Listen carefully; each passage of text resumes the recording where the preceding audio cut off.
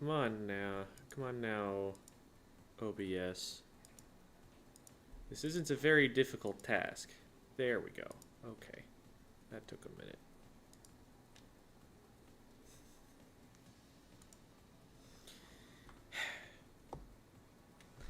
I figure, you know, if we're gonna commit hard enough to this bit that I'm just staring at this Google Doc, it should at least be able to show the Google Doc on the stream. And it wasn't doing that. It was like, oh, you want to show your Twitter profile, right? From when you made the announcement that the stream is live? No. No, I want to show the Google Doc. The one that I have up on my screen. That the stream is about. That's what we're doing here. We're staring at this, but together.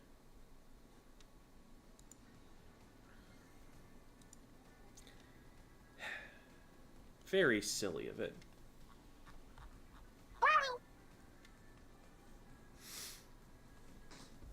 Thank you for the subscription, Capsule. Why did it make a Woomy sound? It's supposed to make more than a Woomy sound. I am indignant. That's a Vimo. That's supposed to be a Vimo.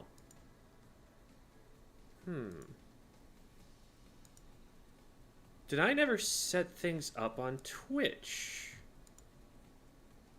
That's an interesting question. Okay, so subscriptions... animation. It says the Woomy sound effect. That's wrong. Do I remember where the Vimo sound is? That's another question.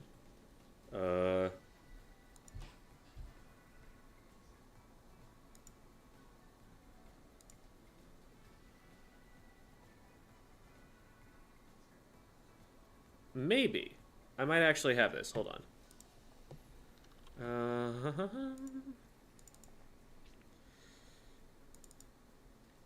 Yeah, that's possibly the first time that Squid School has actually received a Twitch subscription on the air. Yes, this is it. Okay. There we go. So now that should be there, and now I need to check and get all the other ones. Because there's... Hold up. Are these all... Oh god, wait, I'm actually getting donations. I thought these were... I thought it was playing tests. I thought it was like, I'm messing with the settings right now, and so it's playing the sound effects so that I know that something's happening. But no, I'm actually... Hold on. Oh my gosh. Thank you so much, Jules, for the subscription. And there was somebody else who just donated, and it hasn't shown up on my other screen yet, so I have to wait for that to update, I suppose. Let me hit refresh. No? Hasn't gone through? Okay, well, thank you eventually when that comes up. I was not expecting that to happen. Okay, crap. So that's that,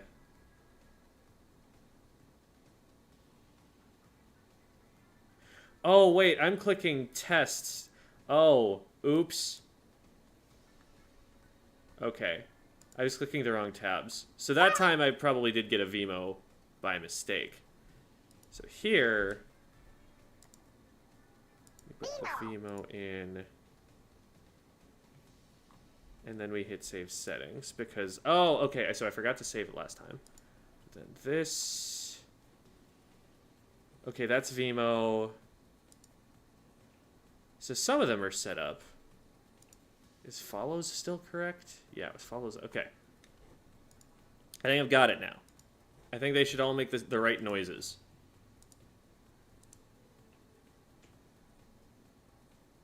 Okay. And thank you for the Prime as well, O Banksy. Okie day. So yeah, the stream is actually set up now. What a concept! It's up and running, and it only took me how long have I been how long have I been live? 7 minutes. 7 minutes. We're doing really well. Apparently that got us to a level 1 hype train. I don't know what that is actually. Completing level 1 requires combined 4 tier 1 subs, 6 level 1 emotes. Each of the 5 levels comes with a unique set of emote rewards for participants. Oh. So I guess these are like global emotes? Because I didn't make these. There's like a Squirtle who's getting hype. There's a dolphin with sunglasses. Yeah, these seem very generic.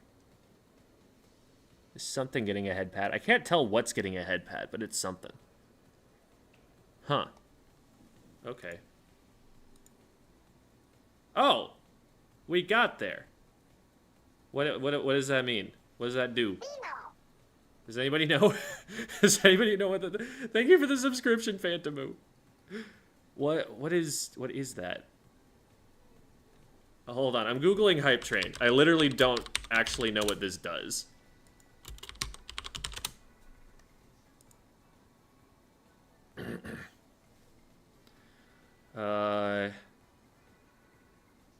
Rewards will kick off when there's a spike in support events from different viewers. This activates a countdown during which all participants earn emote rewards for supporting the channel. Okay, so we got emotes, I guess. I guess everybody got some, like, additional emotes just now that you can now use because Hype Train? That's cool. So, do I get those? Is it hype? How do you signal that you're... Okay, yeah, it's the colon... Hype cool? No. I guess... Oh, yeah, there. ZanCP actually just used one of the hype emotes.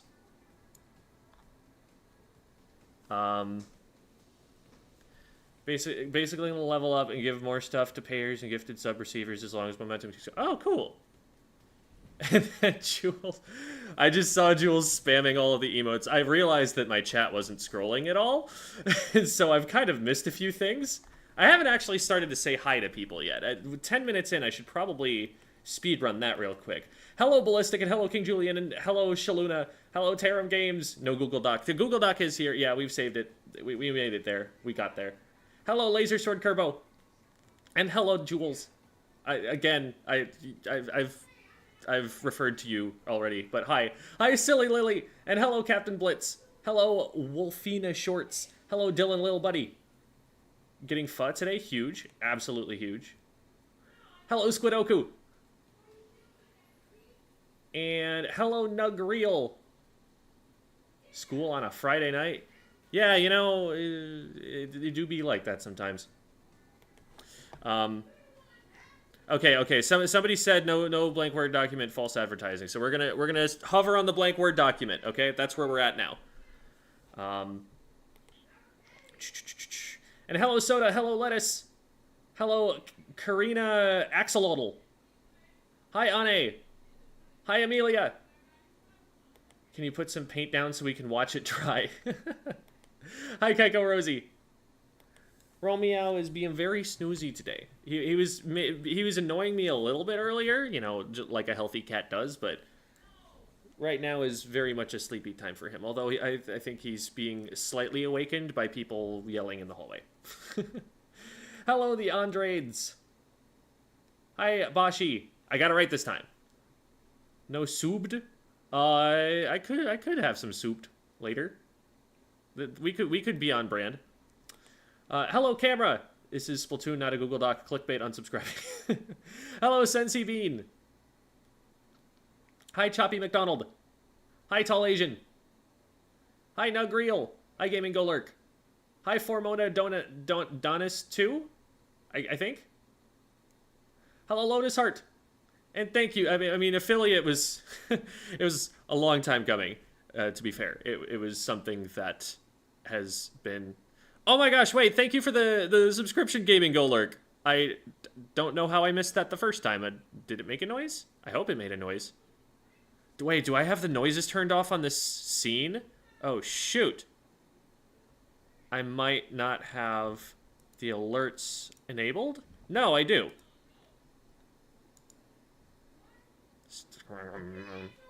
I guess I'm just not using brain good. But thank you. This is just like English class? Exactly. Is the intention to make the Google Doc not be blank? Eventually. But the process involves a lot of staring at the blank document. It's, you know, it's a lot of, like, visualization, a lot of prayer, a lot of seeking inspiration, let's say. And thank you for the bits, Jules. And thank you for the gifted sub, too, to Tanales for breakfast. Tanales? Is it like tamales, but like Thai? I think? Maybe? But thank you so much, guys. That was really nice of you. And we got a level 1 hype train emote, which is... boink. Hype lol. Boom. Got it. Ponder the Google Doc. Indeed, indeed. I'm understimulated. Where is the Subway Surfers gameplay? I don't even... That's the Teenage Mutant Ninja Turtles game, isn't it? Capsule has obtained a Romeo. Hello, Y Guy! You sound tired. Funny you say that, because I slept a normal amount last night and then napped for like 2 hours afterward. So... I'm less tired than usual. That's for sure. What's this doc about? This is the script for tomorrow's video. We're working through writer's block together today.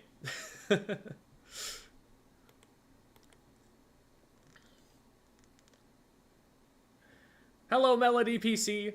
Can't stay long, but I'm glad I caught the stream. Glad you caught it too.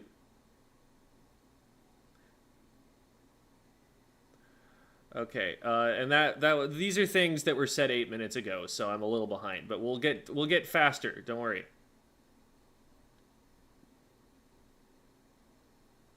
And hello, World's Pillar.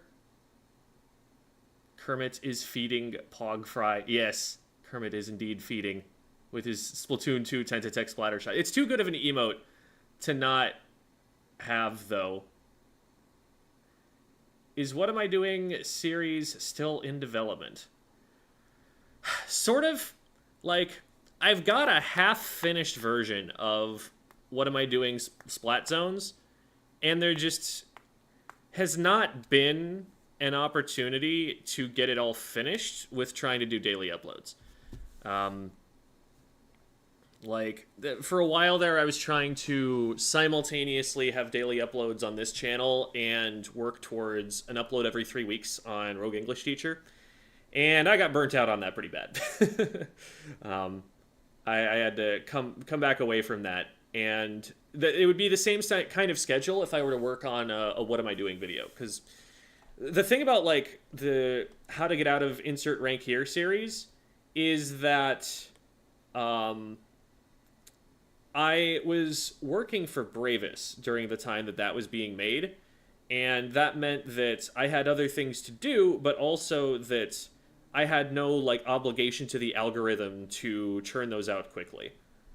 And now that I've been trying to do daily uploads, it takes away a lot of the time that would be going towards making those videos, and puts it towards just getting something out on the day of. Like, I don't know if I were to even just get started working on it right now, that I could finish the What Am I Doing video by, like, even 1 or 2 a.m. It would probably take at least a couple more days of work on that. And so finding a way to justify the extra amount of time working is not easy. It is something that I could think about, but at the moment, it's just not easy to justify time-wise. I got this dog from a hype train. I like him. That looks like a cool dog. I like that dog. Wondering if you could give me some micro tips on how to break a chokehold that the enemy team has on you. Um, the biggest thing is patience.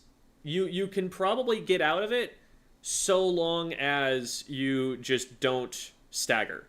Because you're going to have high ground, you're going to have time to paint for specials before the game ends, most of the time. You've just got to not continue the stagger, is the biggest thing. Thank you so much, Rissa. Thank you for the subscription.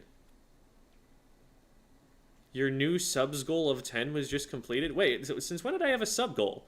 Did it just, like, give me a sub goal without me creating one? What are you doing, Twitch? Is the sub goal... Do people make those sub goals, like... And they're not arbitrary and they're actually a metric on Twitch? Is that a thing? I thought that they were just making those numbers up and saying that this is the goal that I want to meet. But, like... Is that a thing that Twitch gives you? Thank you for the Prime, Jupiter Saturn.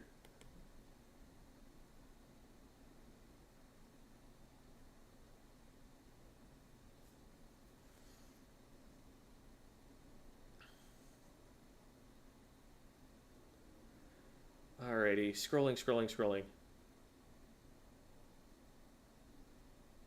What are we doing this evening, asks Squid Guy, 8 minutes ago. God, I haven't caught up at all. We are staring at a blank Word document until I get an idea for a video to write. And there is Woomy Game ready to go. Like, we're here. We'll draw a little smiley face. And... There. See? Really smiling ear to ear. Maybe a little bit too big of a smile. It's actually a little bit intimidating, but you know what? We're gonna live with it.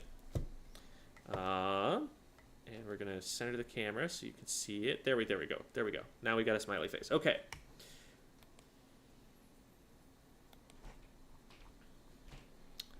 So there's that, and there's that.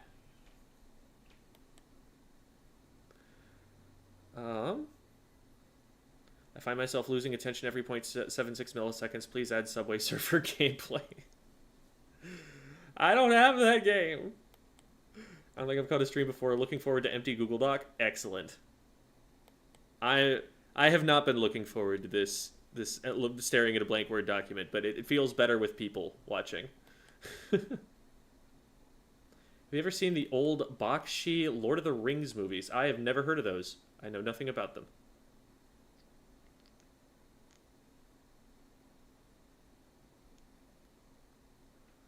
All right, we've made it down to the point where the hype train ended. We've caught up by 2 minutes. Here we go. Multitasking by watching this class while playing Roblox and Pokemon. This class, yes. Or are you talking about a different class? I don't know. And hello, the Ghost Creator. You slept too much. It overflowed back to no sleep. Shoot, is that how that works? That makes so much sense now.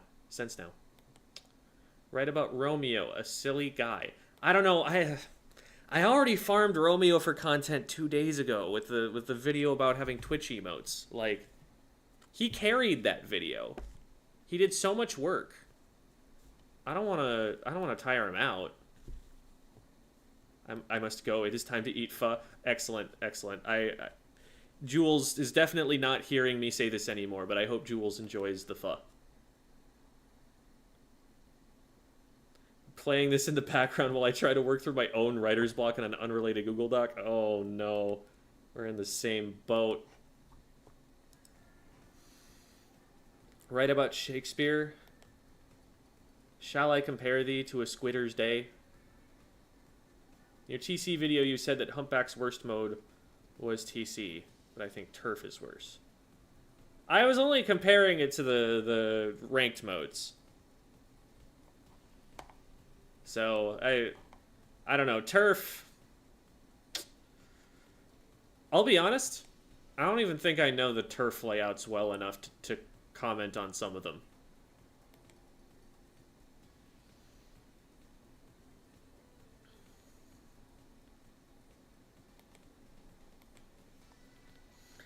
Daily uploads are impressive, but way too much in terms of workload.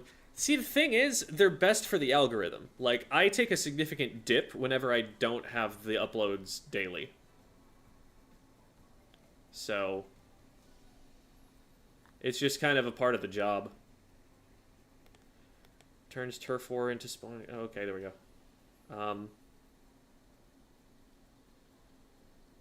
Can you give us dating advice again?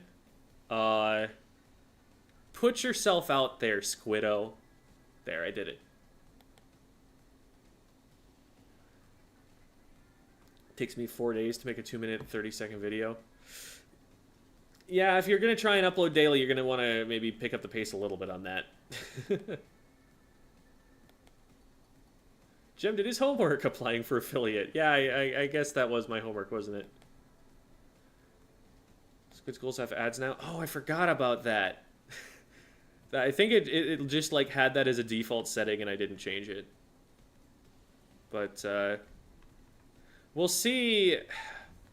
We'll see how annoying those are, and we'll also see how much money they are actually making me. It's like, it might be worth it. I think it's only like 30 seconds every like half hour. It's not like we're going to be getting a big like 3-minute chunk of ads like I've seen on some channel. Like, that stuff's brutal. I don't want that. But I think like a little bit's not too bad. And if the payoff works out, it might be something that we keep. But we will see. If it's like every single time an ad plays, I'm just like dropping 15 viewers, then maybe I don't.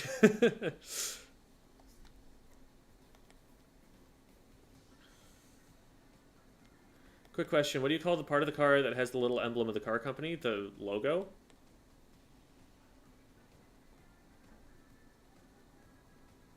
Do you have a primer for applying theory to practice? Find it difficult sometimes to apply. You've got to have a question in mind while you're playing. You've got to be like, am I doing this thing? And ask yourself after every match.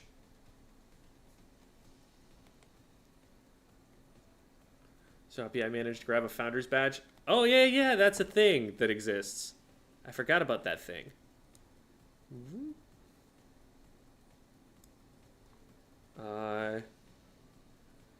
First. Yeah, there's a first. It actually says first. That's funny. I like that. You could make a voice clips tier list. Voice clips tier list.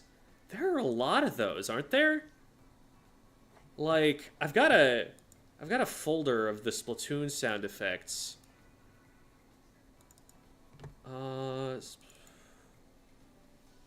I don't think I necessarily have all of them, but I remember that there being like hundreds of files there. I don't know if that's gonna work out.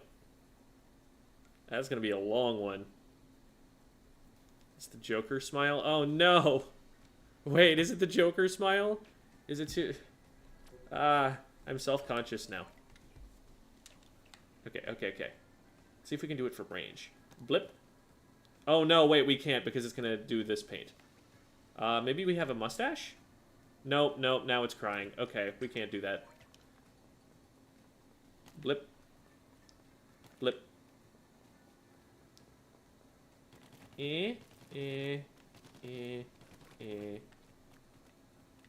a little crooked, but honestly, I think that makes it cute.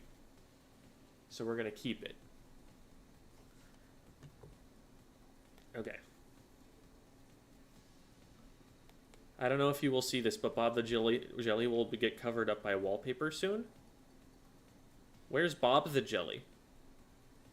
And I'm confused. How to help grow a community? I feel like I've talked about that a bit. Like I know there's a video I've made where I talk about my rule of community building, which is your value to a community is determined by how many people you bring in versus how many people you drive away. And so everything that you do in that community needs to be with that goal in mind of, is what I'm doing bringing people in or pushing people out?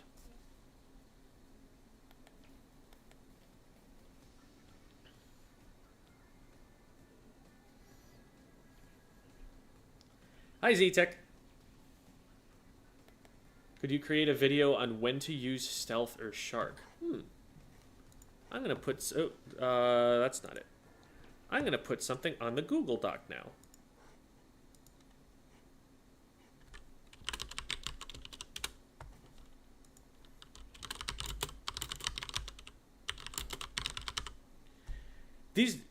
These are really two different questions.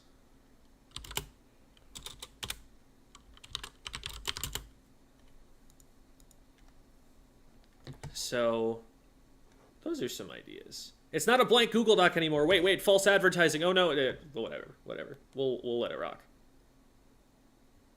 Mr. Gem Squid School, I just got a new boyfriend. Please give your world famous dating advice.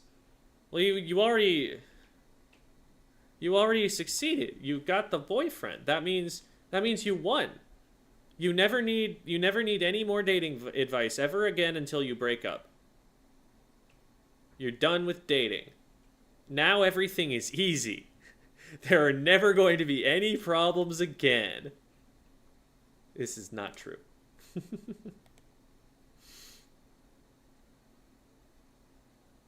Romeo is living rent-free, as is correct.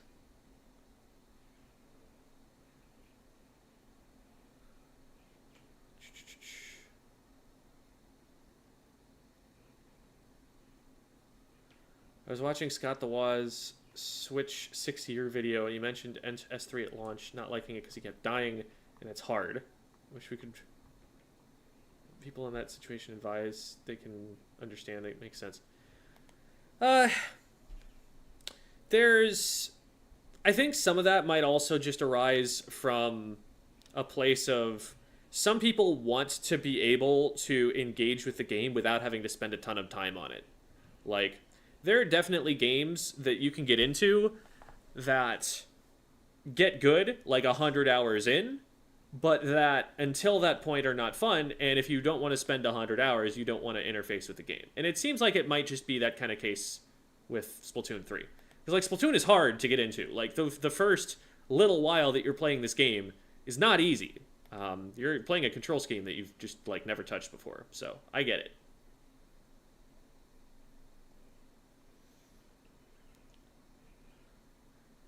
If I ever did YouTube, I'd be one of those creators that posts a 2-hour essay every 6 months.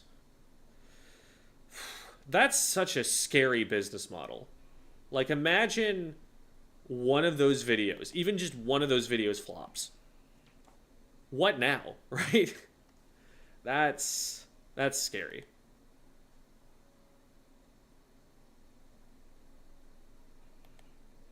What's the Splatoon advice equivalent of trying to healthily navigate a polyamorous relationship? I mean, a team is basically a squidinous relationship, right? We've kind of already got that. Although, maybe not to that degree. I don't know. I think that... Because, like... There is definitely an intermixing of those relationships where everyone participates in the relationship as a collective, but also individually one-on-one at the same time. Like, there is some of that applies, but also polyamory is a lot more intense. What was your most Splatoon experience, changing Splatoon experience in your years of Splatooning?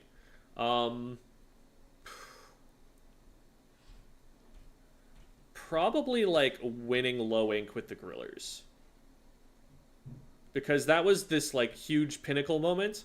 And then immediately we went to being, like, the team that was going to lose at every tournament that they went to because we weren't allowed to play in skill-capped tournaments anymore. It was so brutal. If you ever force run an ad during Prochera time, I'm unsubscribing. Okay. I've had ad blockers. Sorry, Jim. I don't blame you at all. Hopefully they give me money anyway.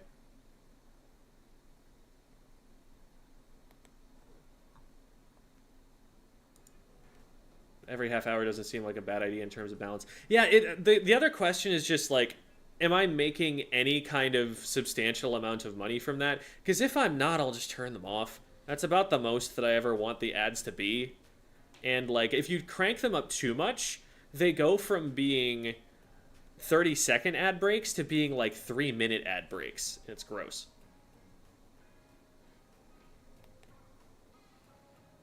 Should I use the gold arrow spray in turf battles? Do what your heart tells you. If you're trying to win, though, the answer is probably no. But if it's your best weapon and like you don't want to learn other weapons, yeah, I'd say that's your best weapon then.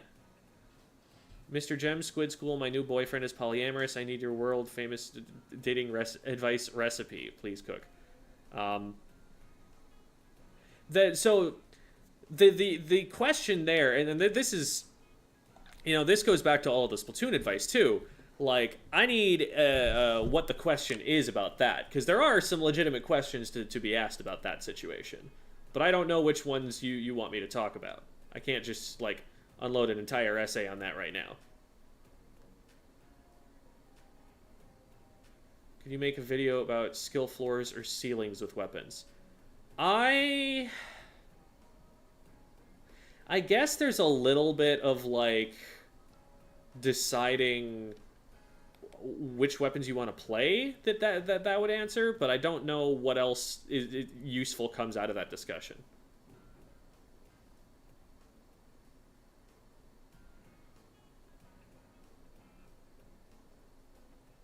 I gave my teacher some homemade chicken. She said it was too spicy. There were no spicy spices. Oh no.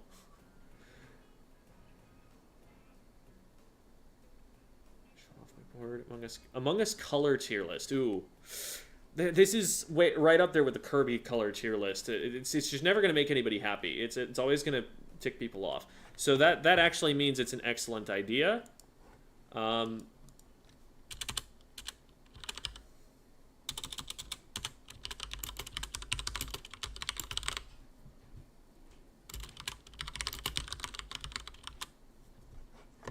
Okay.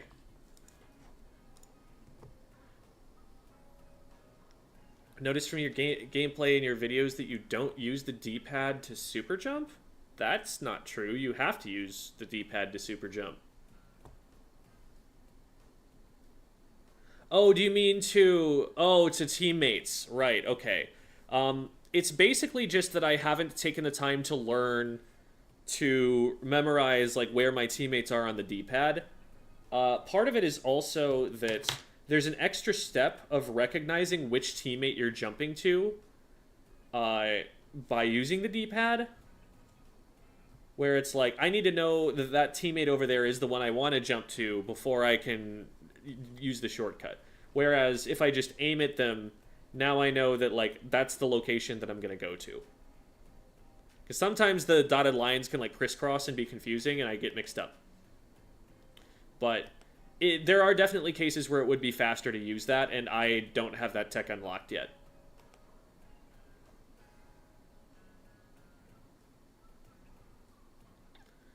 Could do a video about feeding staggering. I feel like people forget that even in the higher ranks. I feel like that's covered really hard by the S Plus video. Like, I would never recommend that someone watch something other than that S Plus video for that piece of advice. Although I guess it is kind of deep in, and maybe people don't see it sometimes. I'll put it on the list of ideas. Thank you, Eric, for the Prime subscription. Appreciate it.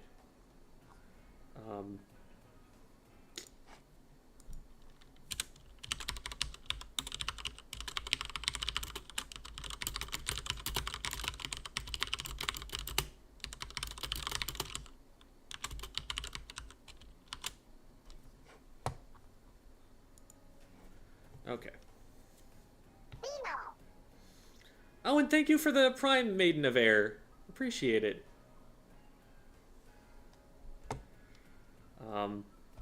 We're doing it, guys. We're doing a Twitch stream. This is how it works, I guess.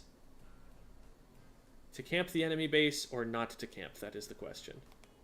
It is legitimately a strategic question. Like, if we're talking about like whether it's ethical, I mean, do it if it's gonna win you the game. But if it's a question of is it gonna work, now that's more interesting.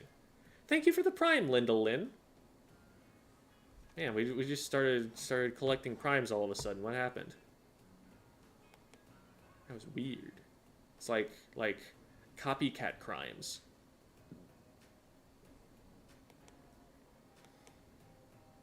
In map, I don't find myself looking at the map much, only when I can't see them or don't have an idea of where they are, but it's only a handful of times. Should I look at the map more often? There are definitely some times where it can give you information about enemy locations. Like as you're rolling out or jumping in. Well, not jumping in, because then you can just see the overhead. But like, there are times where it tells you where somebody is that you can't see. And it's always useful there. Also, you can also check to see, like, where are my teammates if you're, like, really far away from them.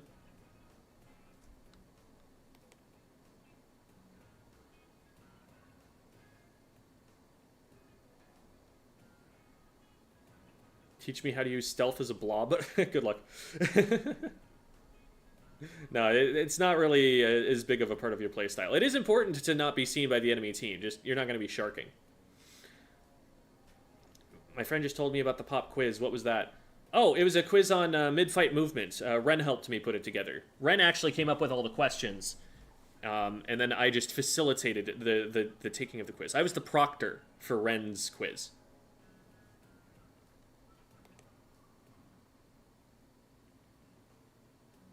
Blob is fine. Shaluna's allowed to use Blob.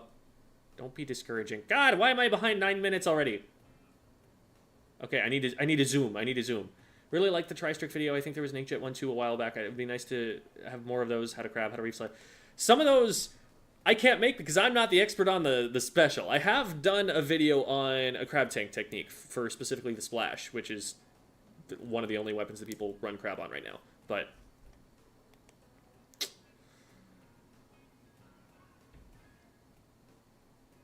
Gem, what do you think of if your Inkling was just head and legs, but still capable of using weapon? So, like, Rayman? What are we talking about there? Mr. Squid School, you don't understand. My new boyfriend, he's French. Okay. Good for you. I guess. Be hilarious if someone started a Splatoon team with their partners. Oh my god. What? Imagine the Splatoon team ends the relationships. Oh, that would be funny. How about responsible resource management? Is Squid School taught any economics yet? There was one that almost looked like it was going to be an economics video, but I don't know that it actually ended up being anything like that. Do you have any video with some tips for solo queue specifically? Like, how to improve awareness of what everyone's up to? They're not too different. They're all skills that you need for competitive. Competitive just adds a few. I don't think they're, like, I guess the one difference is that you can't have set plays so much. You have to really improvise more and rely on somebody knowing what you're thinking less. So I guess there's that. How do I successfully carry in solo queue? Is it even possible? You don't necessarily need to hard carry. You just need to win more often than you lose, which will happen if you are the better player.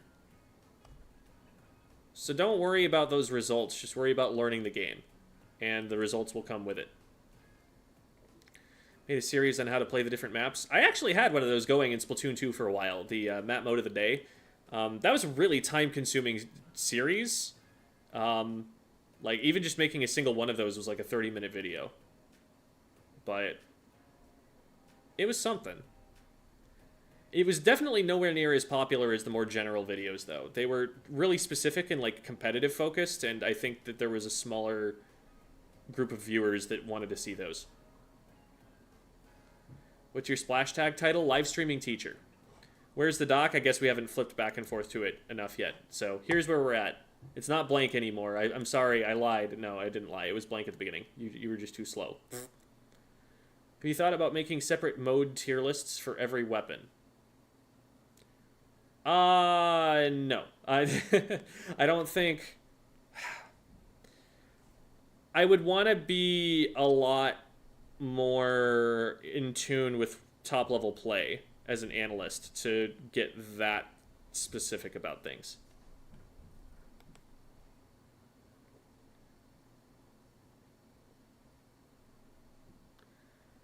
1 to 2 hours video every 6 months can work because of evergreen content where it will continuously get traffic that can build up over time because they have a Patreon or have a job to support.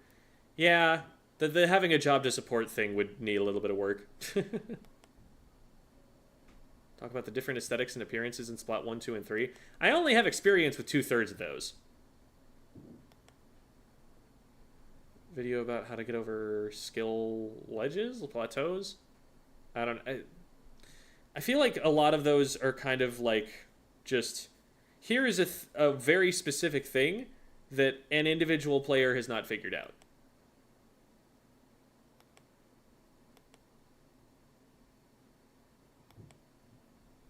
Maybe you can make a video about lesser known top players or teams, histories where they came from. I mean, I could look back at tournament results, but I wouldn't know the players personally or like be able to provide a lot of like color commentary on that. How to deal with maining a low tier, expectations, matchups, knowing when to drop them during tournaments. I haven't done that. It's not my area of expertise. I could maybe like interview some people about it, but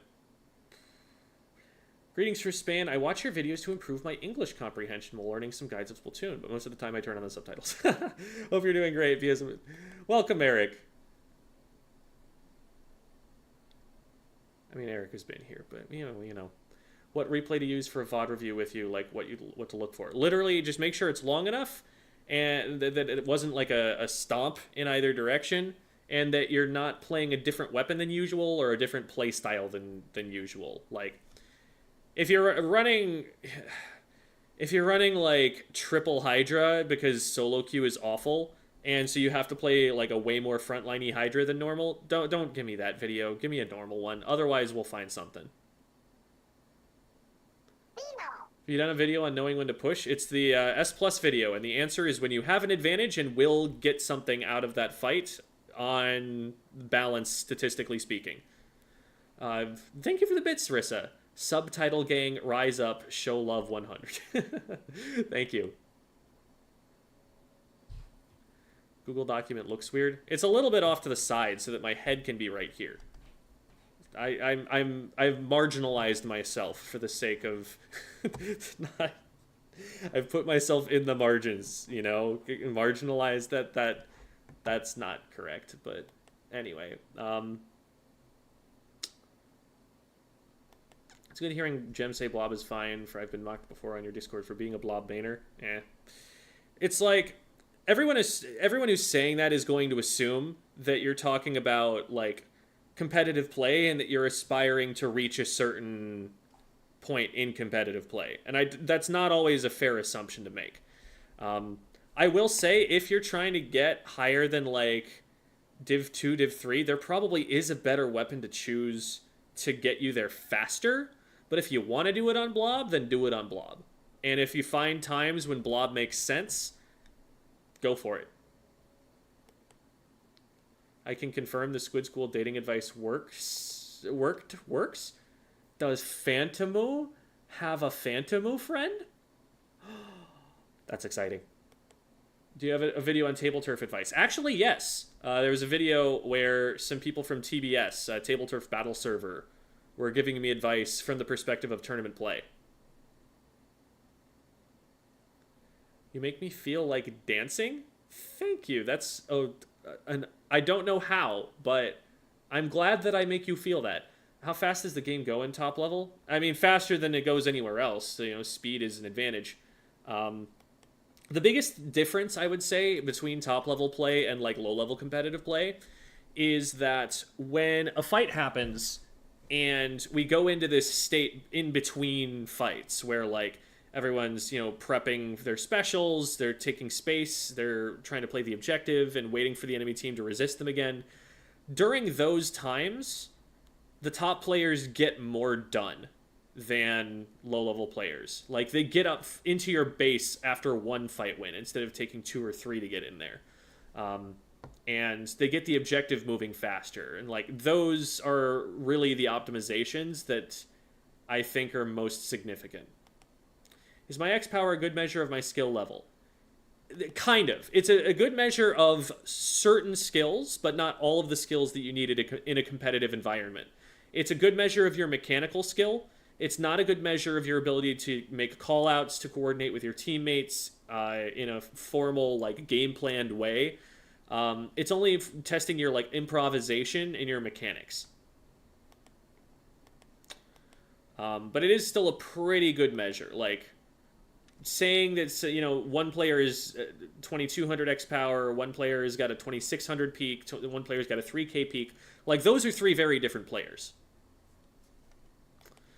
What rank do you think is the right time to getting into competitive play? Whenever the hell you want to get into competitive play. If you have a goal that you want to play competitively, or you just want to try a tournament out and you can find other people who share that goal, then you have a competitive team. You can totally, you know, have a good time playing competitively if you lose every single match, if you all share the same goals and you meet those goals. I've seen teams of, like, fully B rank players. Maybe you don't want to be quite, like, early C rank where you don't even know how the ranked modes work yet. Like, you might want to figure out at least the rules of the game before you get into it and get at least that much background. But after that, I say go for it. Have you had Marry Me Chicken? No, I have not. I don't even know what that is. Can you make a video about the nature of human consciousness? I don't know what interesting I have to say about human consciousness. We're awake. In defense of casual gaming, a devil's advocate introspective essay. I don't need to devil's advocate that. Casual gaming's fine. I've made statements about that too. I've talked about how it is okay to not want to improve at this video game. Like, those are things that I've said frequently. Could Tri-Stringer video be a possibility? Phantom on the Tri-Stringer propaganda, as always. Alright, I'm only 5 minutes behind now. I'm making progress. Made any videos on Splatoon's single player? Not too much. I made a video on why it's not great practice for multiplayer, but that's about it. I could go and do, like, an After Alterna run or something.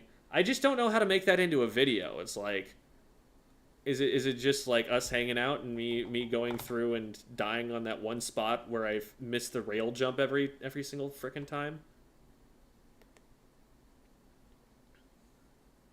I know I need to be aware of my teammates more, but I struggle to recognize where they are, what they may be doing most of the time, as I end up focusing more on engagements. How can I fix it?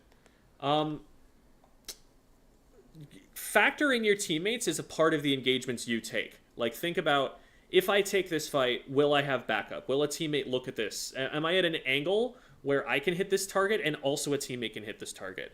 And favor taking those engagements over taking the solo ones. And if a teammate backs out, recognize that and reconsider, you know, recalibrate. Like, is this still a fight I want to take? Why not make a video about how to play faster and without hesitation? The answer is practice. The answer is having made that decision 100 times and just knowing it by muscle memory at this point. That's what learning is. Learning just makes you faster at making the right choice.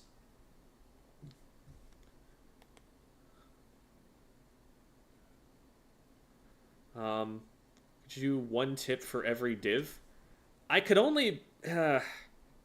I could... There is an interesting idea there in... I guess... doing a sort of, like, how to get out of insert rank here kind of thing. Except there are a couple of problems. Number one, I would not be able to give tips past Div 5 because I am Div 4 myself. Number two, they blend together pretty significantly. Like, I'd have to watch a lot of, especially the lower divs, to even establish any patterns, because there are going to be some teams there that don't belong there. And that's just the nature of the system. That's by design.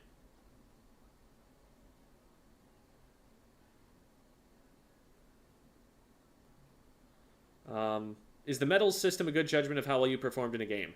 Very, very loosely. Like, worse than a lot of other metrics. Some of those medals do matter. Others really don't. Weapon tier list for each competitive mode. I think we already talked about that one and why that would be tricky. Would you make a video on when to use each main gear ability and why they're good or bad? No, because I think that the community focuses way too much on gear. I think it is one of the most, like, unimportant choices. It has the least impact on whether you're actually winning or losing. And I don't want to overstress it in my content because I think that there are other things to focus on instead. If I want to get into competitive play, how do I go about it if I do not know anyone else who plays? There are Discord servers, and what you do is you go into those Discord servers and like participate in pickup scrims and see if you can find teammates, or you play SendoQ. SendoQ is a really, really good resource for finding other people to play with and getting ranked and like finding people around your skill level. And you try and just network while you're playing. You know, you'd be like, if there's someone you really enjoyed playing with, be like, hey, let me friend you on Discord and I'll hit you up next time we want to play. And then maybe you can send a queue together and get to know each other and stuff. Splatuber stereotypes? I find that content to be a little bit too... Am I really going to say it? Yeah, I'm going to say it. Derivative. Like, I don't want to be doing stuff that's just me reacting to other people doing stuff. I want to be adding something to it. Livestream Alterna, like all the other content on it, is done. After Alterna speedrun, right now. Okay. A just hanging out video every now and then? Interesting. What would a just hanging out video entail? Just like stream highlights kind of thing? I like the sound of that. Like, that sounds like something that would be both, like, easy to make and a fun change of pace. But also, I don't really know, like, if it's not a thing, then what is it? You know? Splatana Stamper, best designed weapon in the series. I could see that. There's a pretty strong argument. I'd like to see a video series on how to backline. Picking one backline weapon you like and learning how to play the proper anchor with the knowledge you have as a more frontliner. That would be the Weapon X series where I was playing the heavy splatling. And kind of the YouTuber. It's not really that much of a backliner, but I don't know, kind of functioned a little bit as one. Like, both of those are not bad examples of that. I did a little bit of Explo too. Didn't get super far in it though. Consider Minecraft video. Other game content tends not to do super well, is the problem with that idea. Splatoon is one of those weird communities where, like, with a lot of stuff, like there are a lot of people who are like Nintendo YouTubers, right? People who will play Splatoon and also play specifically all the other Nintendo games. But aside from those, like, I would love to be able to do, like, Baldur's Gate 3 content, because I've been obsessed with that game recently. But that is a very different audience from the Splatoon community. There's definitely going to be some overlap, but like I'm going to lose a lot of viewers just trying to do a switch up like that. A lot of people are going to turn away from the channel for that, and that's bad for the algorithm. So it's not super easy to transition away from specifically the position that I'm in my content niche.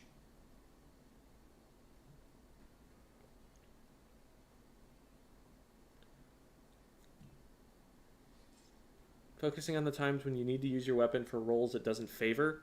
I don't know how much there is to say about that, except, like, you do whatever the team needs of you at that time. Alright. Have a good night, Phantomu. I hope that you see this before. Oh, no, I'm 5 minutes behind now. I've slowed down. How to win low ink video? Play better than the other teams that are in low ink.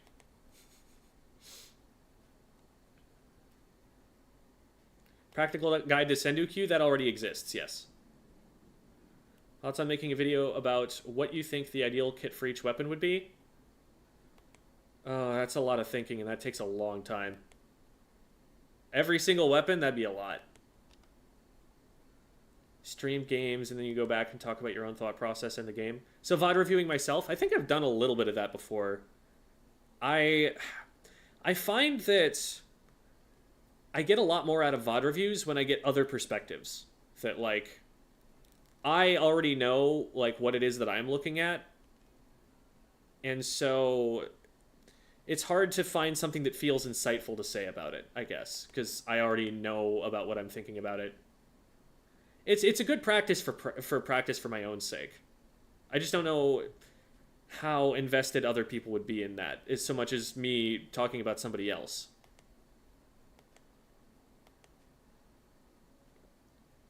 Feels like it's been a while since we've had stream highlights. It's just for YouTube content.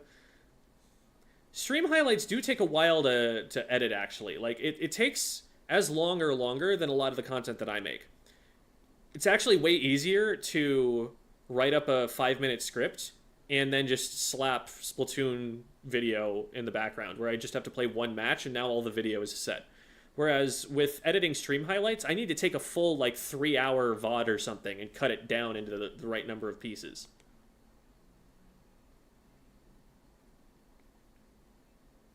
Behind the scenes with how you make videos and edit them. I'm putting that on the list.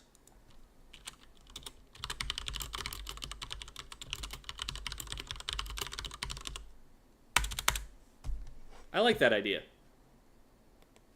So that is something that people have asked me about a lot. So, should compile the schedules of all the prominent Splatoon tourneys in a video. Have a single resource or reference for when to catch higher level play. Not all of them are regular is the thing. Like, I could get you weeklies and stuff, but I'd probably miss some, and there would also be a bunch of, like, non-reoccurring events. So I don't know. It would go out of date pretty quickly.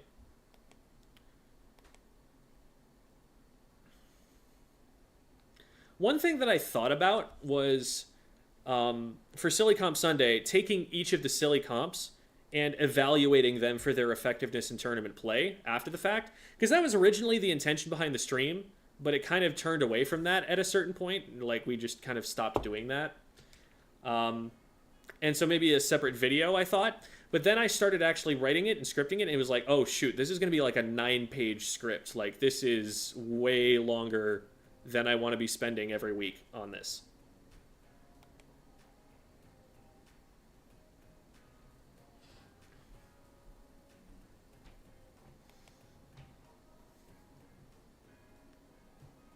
Have you talked about how the squid icon of your team at the top tells you which D-pad directions they're tied to? At the top. You mean like when you open the map screen? Oh, or the UI. Okay, gotcha. Yeah, that makes sense. I think I retweeted that or something. Hi, Sasu. Should have a silly comp where Jem makes his own OC lore. Yeah, I guess maybe that would be a way to get me to do that. Which opposing player has which weapon in the moment to moment? It's something that comes with time. It is something that comes with time. Mostly it's like you see a flash of color and you already have remembered in your head like which weapons they have. It's like, okay, there's only one dualies and they just dodge rolled, so I know this. There's only one weapon that has a burst bomb, and so they just did this. But that could be a topic.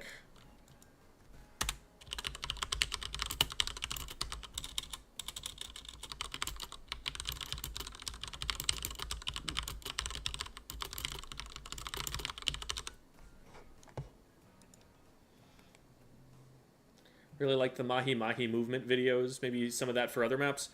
I did kind of do that for... there's another video where it was like movement that I'm not seeing people using or something like that. It was another short.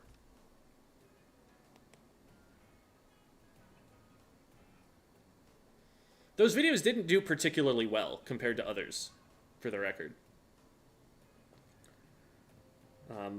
I do think one of my biggest strengths as a content creator is my script writing. And so when I have a video that doesn't involve that script writing, I'm relying on other ideas that are not so much to my strengths.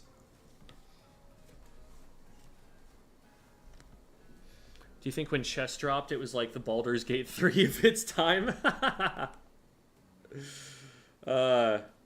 I don't know, because it was probably something that started with very rich people and only then trickled down over a long period of time.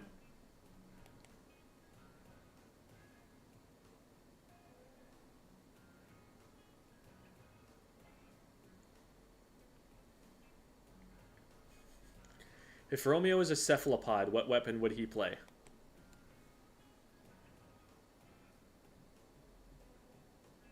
I could see him being like a carbon deco. Ambush predator, you know? He pounces on things. He's pretty sneaky. There's a website that tracks win rate by ink color, and darker ink colors seem to have an advantage. Yeah, it's because it's harder to see ripples in them. There's more contrast between, like, the light and the ink color on the lighter ink colors, so you can actually see them. It's a known issue.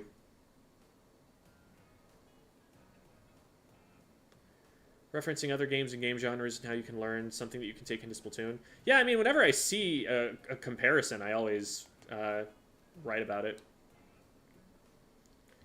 Hanging out video would be similar to Silly Comp Sunday, but in video form, where you just have fun playing Splatoon in a slightly different way than usual. Today on Squid School, we're gonna be playing with just one hand, and I'm gonna be losing a whole ton of... Yeah, I don't know.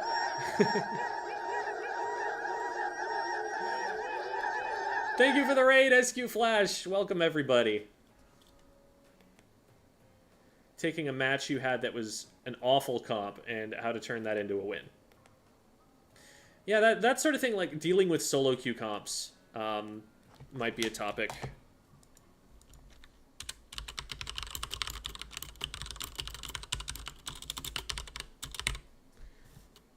And maybe we could talk about, like, different subcategories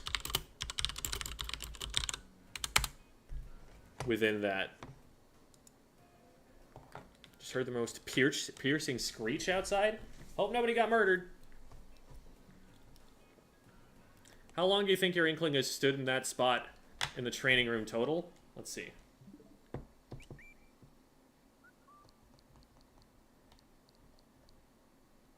Hello?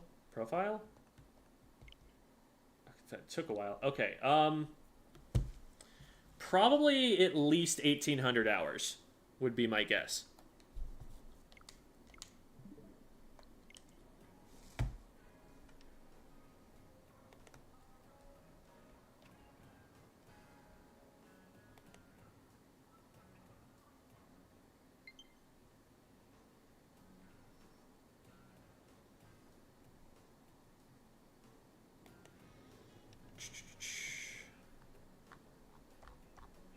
You ever thought about inviting other Splatoon YouTubers as guests on Silly Comp Sundays?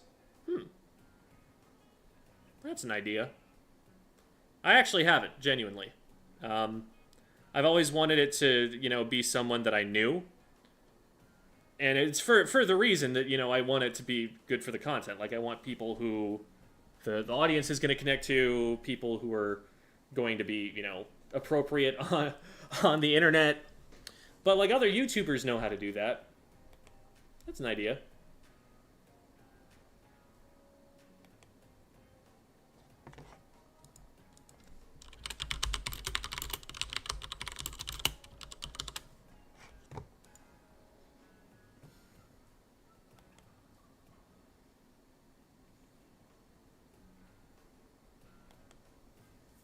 How to spot suspicious matches in real time? What do you mean suspicious matches? Like someone using cheats or something? That's very rare. It's incredibly rare that it happens, and when it does, it's usually like they are just impossible to defeat because they are aimbotting. And they're getting like 30 bombs. What if Nintendo added an idle animation if your character was in one place for too long? Like how Mario goes to sleep in Odyssey?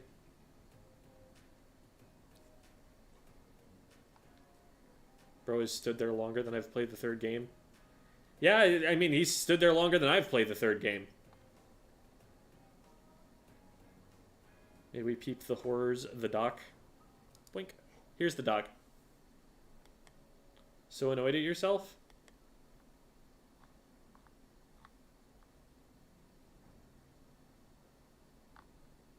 What's going on, Magnaplun? Those are a lot of lines of chat for a very vague thing to say. Got an ad the moment you read my comment. Darn it! And I'll never read your comment again, so there's no way that you're ever going to hear me talking about your comment. I'm so sorry.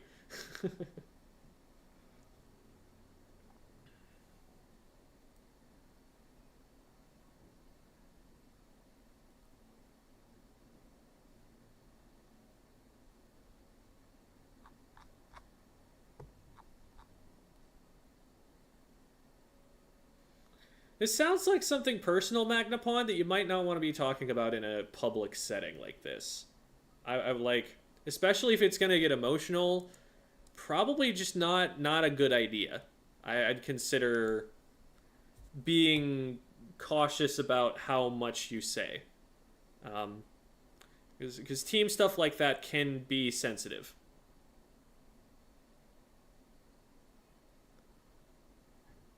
It's like you're naming individual people. It's a little bit iffy. So just be careful.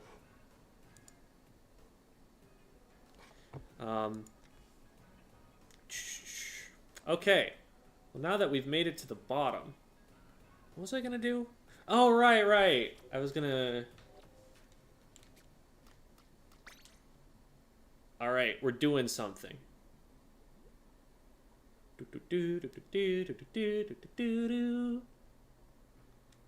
Alright guys. You ready to see how bad I am at the single player? I probably don't finish this in even like a half hour. Have you done a video already on how to play with hallway map design? I don't know. My videos generally are tailored to the game as it currently is.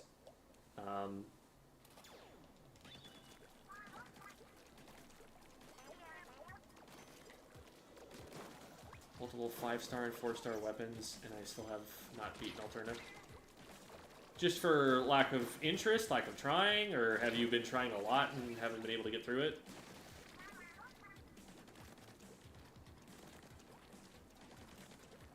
Not really speedrunning. I have a teammate who's a speedrunner. They could probably teach me some stuff, but... Oh god. They're gonna start hitting me, aren't they? No, they're not. Too slow. Devi hits those. Especially 2 of Devi. Oh, right. Wrong sub-weapon. Hold on. There we go. Lack of interest because the save states are so punishing. Okay.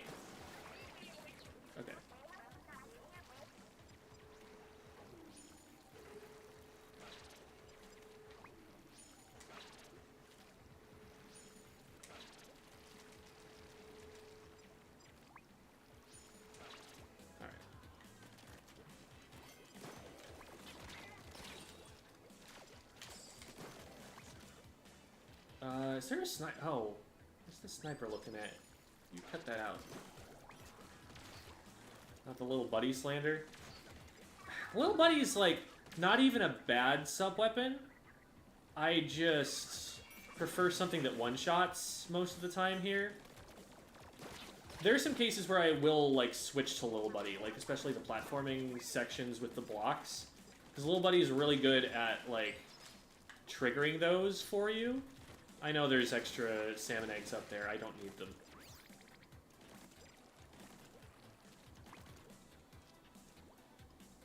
Well, this is awkward. I can't remember the last time I've actually made that mistake. Going for ears %? What's ears %?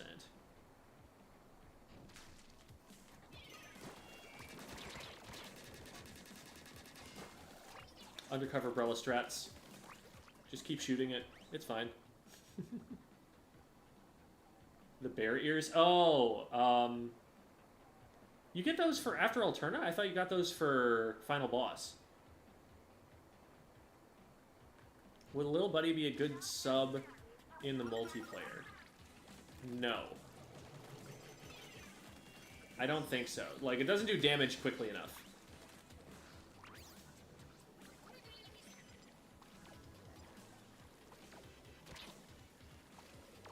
I could be wrong, though. It depends on how it would work. Because, like, in the multiplayer, it's kind of just like you throw Little Buddy at it, and then it's going to splat them for sure, unless maybe they get it off of them.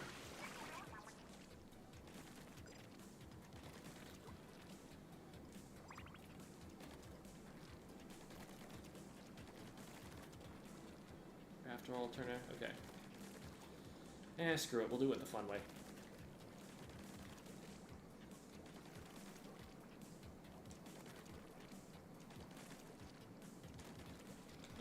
We need to paint that first. Oh! Okay, my jump does not go backwards as fast as the block does. Oh, and we're all the way back. Cool. Very neat and poggers and groovy. And it's reverted me back to Little Buddy. Why did it do that?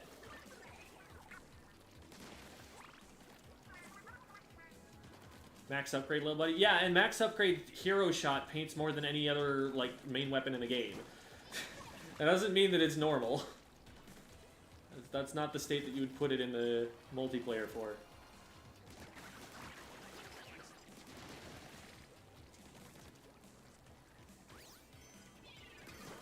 I was supposed to go...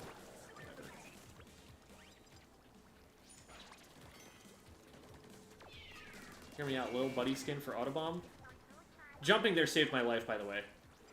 That's a thing I've talked about in a video, but it's useful to know. Because the bomb has a spherical hitbox. This might be stretching my luck. Okay, we make it.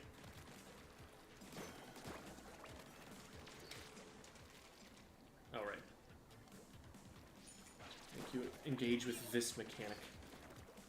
Ew.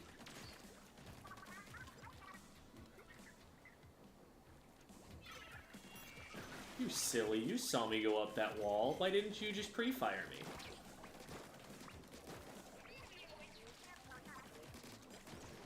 Oh, that doesn't paint the below part.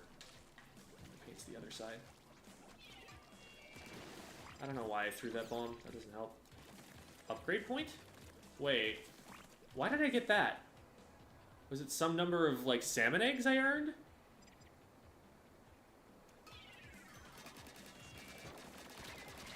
Please go away, thank you. Okay.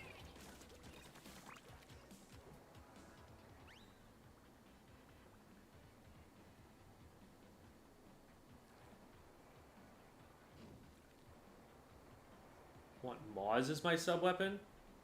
That would be kind of strong. That'd be a little much. Moz could be a special. That'd be neat. Just summon Moz. Like it's a spell in D&D.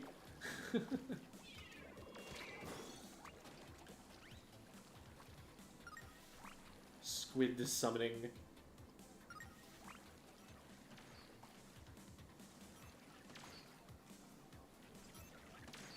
This doesn't look like staring at a Google Doc. You know what? You're right. That doesn't mean I have to like it. We are still metaphorically staring at one, because I haven't actually started writing the script. This is a mistake. Okay, we're good. Why do I keep trying to make the jumps without painting first? Okay.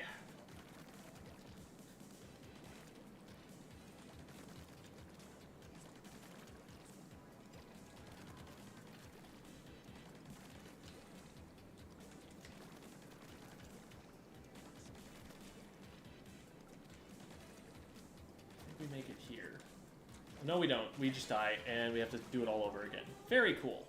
Love that part. Alright. It's fine. I knew that this was going to take a while. It switches me back to Little Buddy. It really wants me to love the Little Buddy.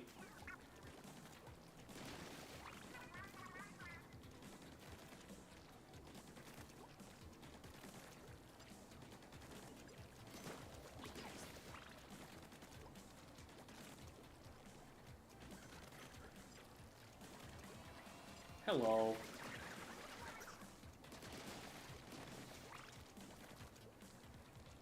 Man, they still haven't fired a shot. A bunch of scrubs.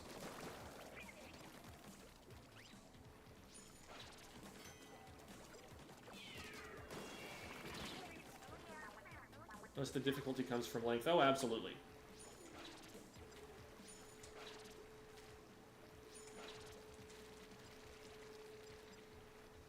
Well, we're fine, right?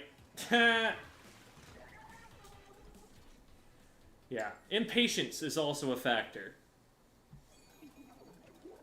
Alright, so we were just starting right now, for those of you joining the stream. This is the first attempt. So we'll see how far we can get. Switch over to Little Buddy, or away from Little Buddy, because I prefer the Splat Bomb, you know.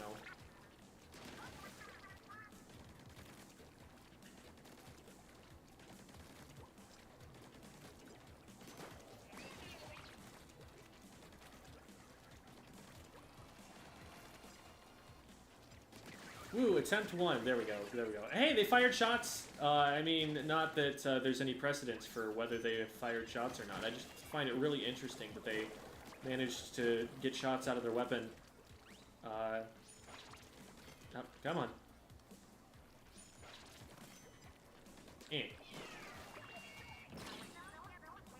Rude.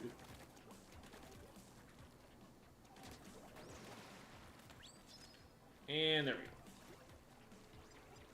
There's probably a way to make that jump. Wall hurt. I don't want to try it. Okay, there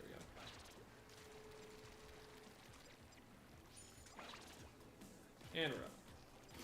Nice and smooth.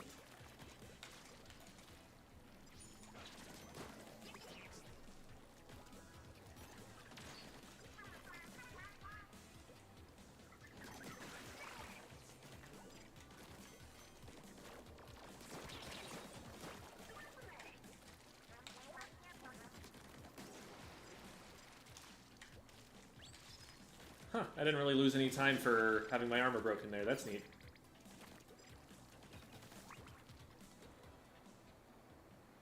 Do you play any indie RPGs?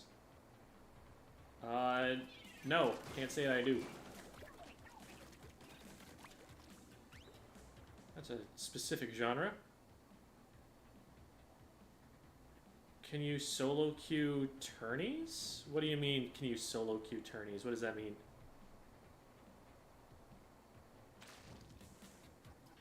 Like, are there tournaments where you can just enter as a single player, like draft tournaments?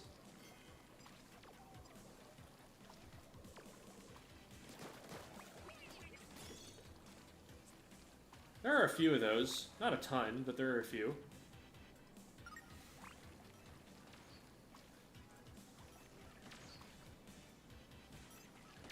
Gem, you don't even play Pokemon? No, not really. I've played competitive, casually, like, you know, EV trained with some friends, just to, okay. Let's get this right. Let's just, like, do a little bit of pre-painting. Oh boy. Okay. Progress is being made.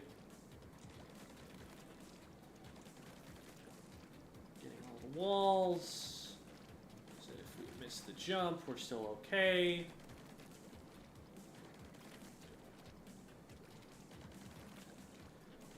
Getting there. And we're going to be able to just start jumping now. We spend a little bit of time painting this. We spend a lot of time painting that to make sure that we can make that jump. Okay, here we go. There! First try! Great job, Gem.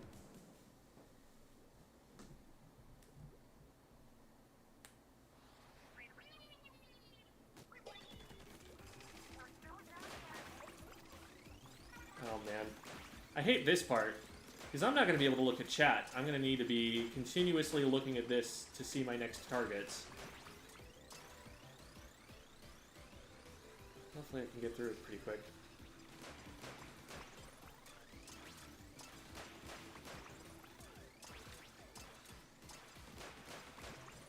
This is not an easy part of it, though.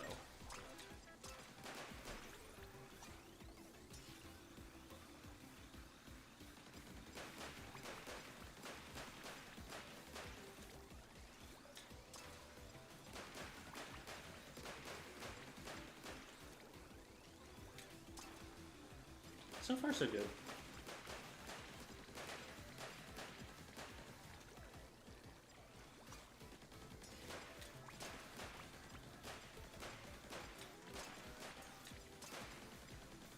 Come on. Okay.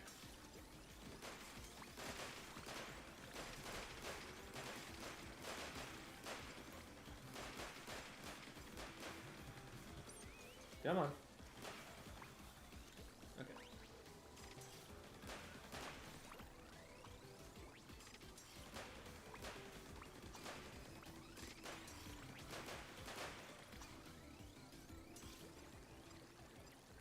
Okay.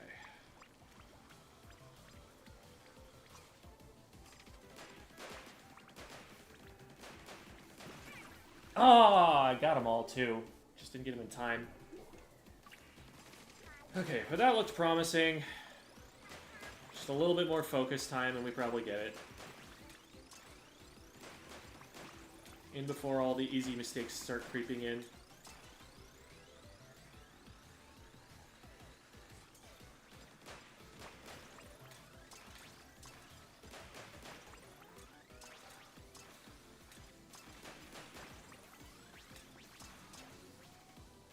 Excuse me, I know you can make that jump. I've made it before. Lame.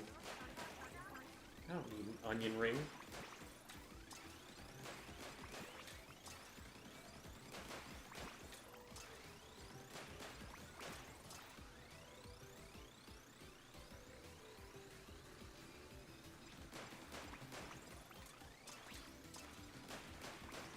You can do it, Agent 3, I mean Gem.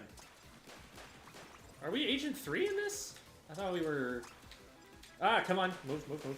Okay, we're good, we're good, we're good. Alrighty.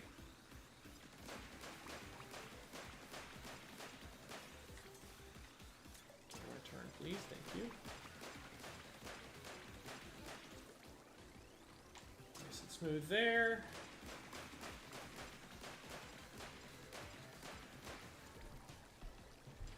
This part is stinky, and I don't like it.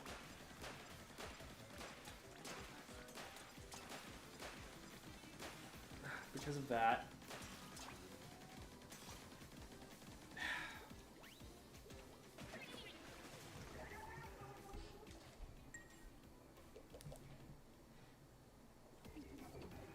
You're Agent 3 too.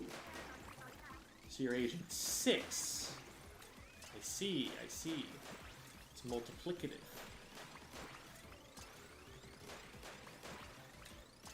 It is usually that particular target on that sequence that I miss.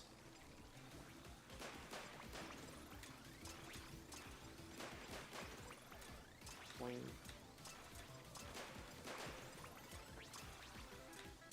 Come on. Do the jumps. Do the jumps! I'm pressing the B button! I think what I really don't like about the rail is that it feels unclear when you're actually able to press the jump button again. Because, like, you'll hear the sound effect, but I think there's a little bit of delay before you can press it. Like, that you're locked on.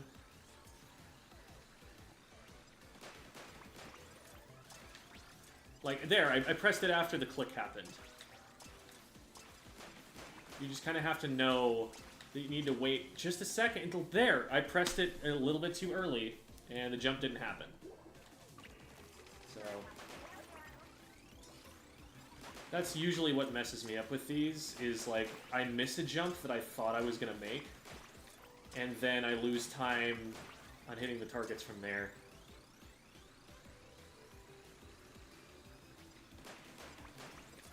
Ending's not super easy either. It feels really frantic.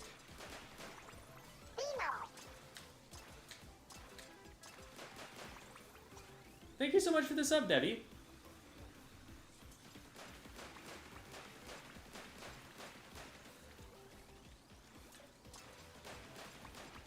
And welcome. Morning, Debbie? I guess it is morning for some people in the world. And that some people might be you. It is definitely not for Debbie, though.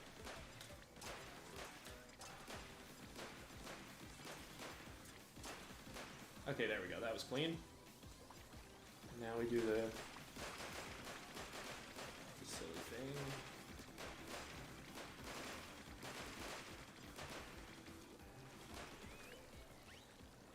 Okay, so let's hit these fast. Easy. Forgot about that. We're good though.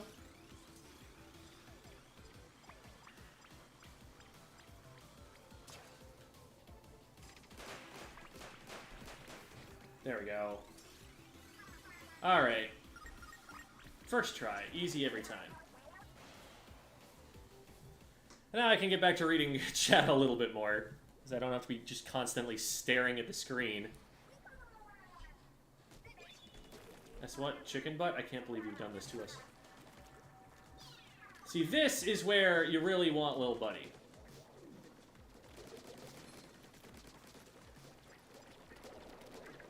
Okay, you go. Stop. Stop. Stop what you were doing. It's not appreciated. Oh boy. Okay. That was almost bad.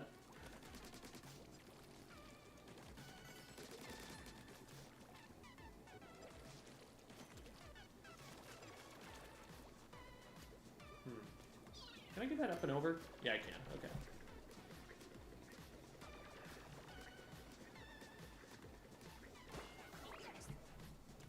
What is this stream?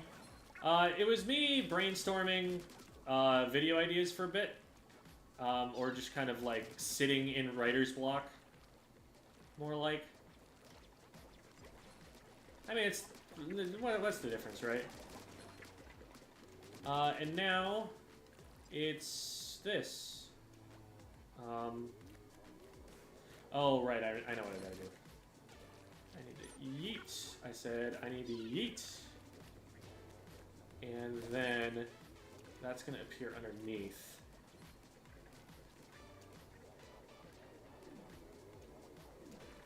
I don't need onion rings.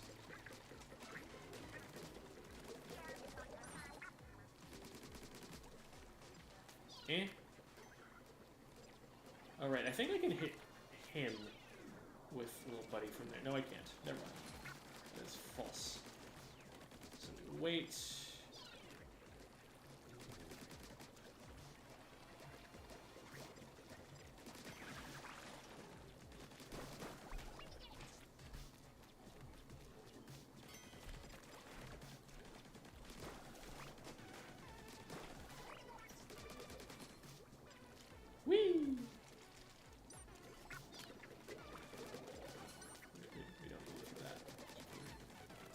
Stuff later.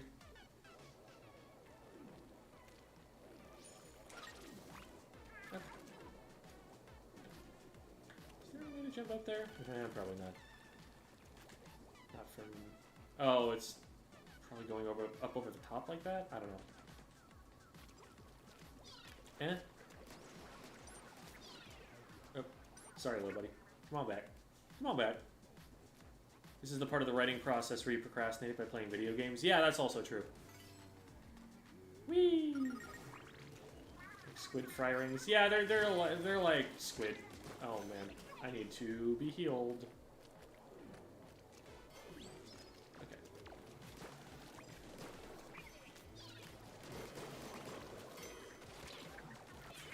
Oh boy. Oh, that's a rolled over the ledge. Fuck. Do we live this? We live this. That's actually incredible. Okay.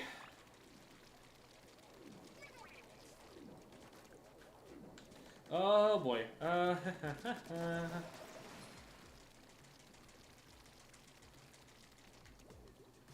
Okay, now we're good. Now we're good. We're fine. We hit a checkpoint.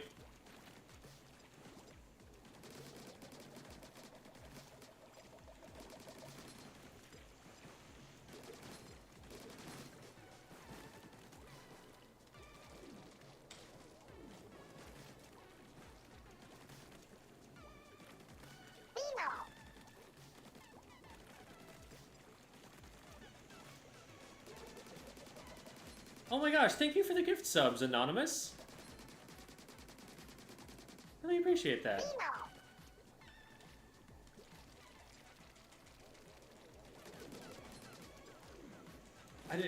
Is that like actually an anonymous person? Or is it just like they've decided to submit the donation anonymously? I actually don't know. It's one way or the other there.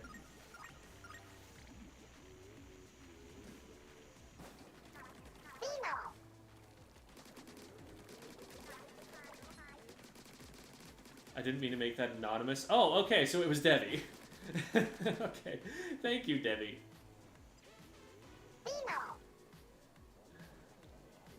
Bunch of Vimos.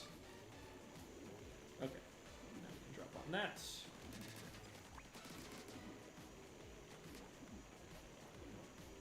Just get past. That one always baits me into just getting on it and then realizing, oh, I need to make the jump again. But not today!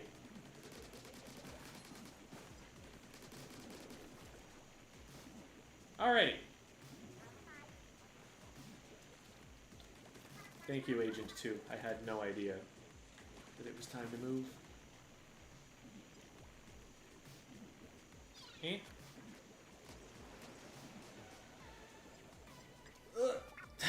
Okay, that was a poor decision. But we have a checkpoint, so we're fine. You think they don't put single-player mechanics in multiplayer because they don't want to design them with that in mind, or because they're Actarian lore? I think they would absolutely put them in multiplayer if they could think of, like, good ways to do it, and that there aren't a lot of good ways to do it. Some of these mechanics are just not great for multiplayer, or at least they haven't found particularly good ways to use them. Like, some of them are just kind of slow. They require, like, too much prep.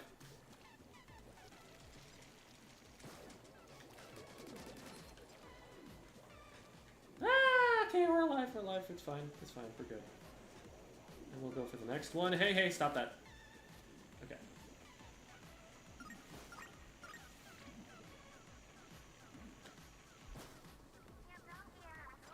Geysers are good? Yeah, geysers are pretty fun. They've used them in some, like, Splatfest maps. They are still a little bit slow, though.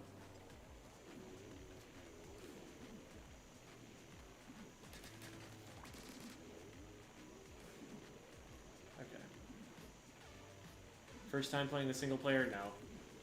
No, I've beaten this already. Somebody just told me to do it, and like a true Twitch streamer, I did.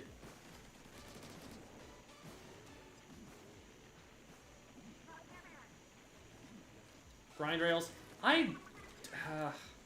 They're like, dualies can do some somewhat interesting things with grind rails, but generally I find them to just be, like, too slow. Like, they're hard to implement in a multiplayer map in a way they're actually worth using. You're just kind of a really easy target.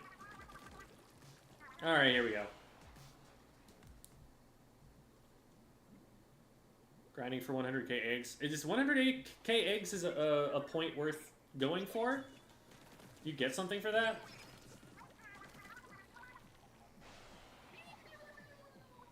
Because if anything, I've been losing eggs, I think.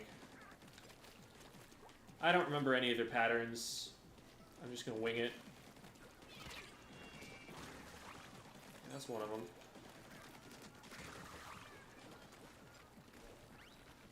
Hey there, gamer.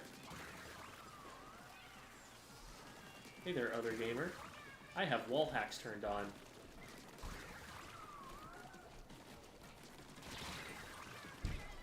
We'll be okay, because it's just that one guy. And they're also out of ink.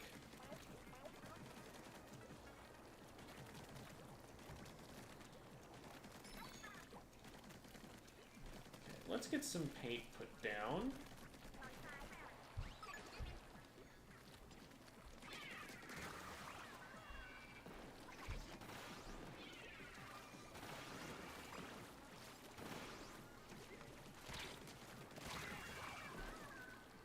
Make sure to heal before engaging another one. Oh. Where are you? I'm down to that, yeah.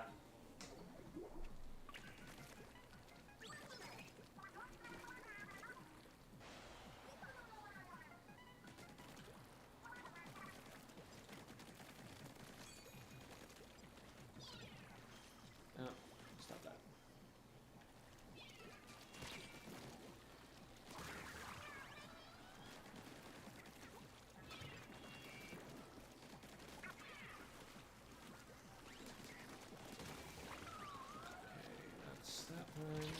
Ah, hello. You walked right into that. Very cool of them to just put a roller spawn point right next to me and have them be flicking as they came down. At least they always make it so the roller gets an indirect every time on the first flick to give you time to react. Otherwise, this would just be kind of annoying a lot of the time. Okay, so there's one here.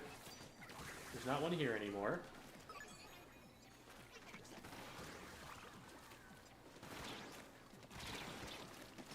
Please cease. Thank you. That's the one that got me last time. Oh, it got me this time too. Very cool.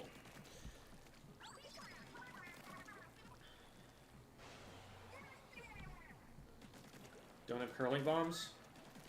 Yeah, I probably just never bought them. I'm not a speedrunner, I don't need those.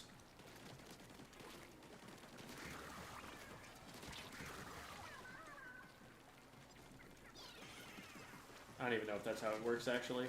Forget. I'm just gonna walk forward and hold ZR, and I will win. There we go. I think that's everyone? Is it everyone? Oh. What are you doing? Okay, now that's everyone.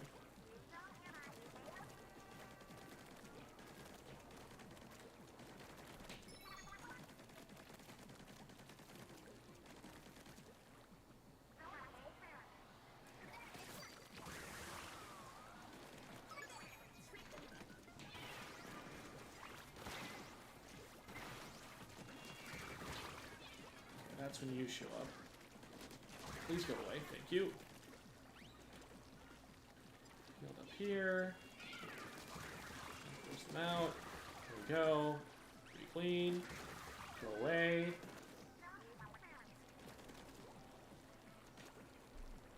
Ultra Stamp, not my favorite, but we'll take it. Actually, Reef Slider would probably be better, but... Well, got rid of the Wave Breaker, that was nice. Oh. Ran out of it just a little bit too fast there. There's two behind me at the moment.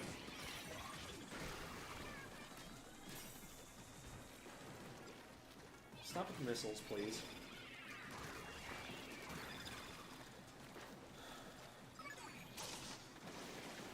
Oh, there's another one. Get dogfighted.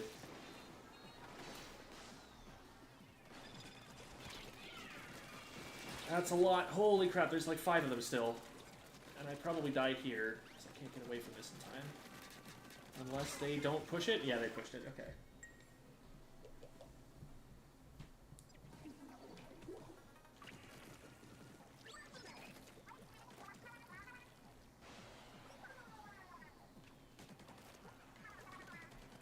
Where do you want Splatoon 4 to be set? Somewhere cool that the artists come up with is about my best answer to that.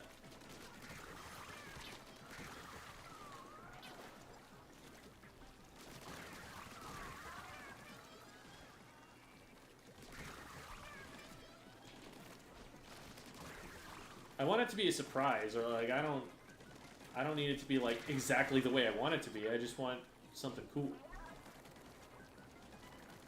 I want it to be something that makes me go, oh, that was a neat idea. I didn't think about that.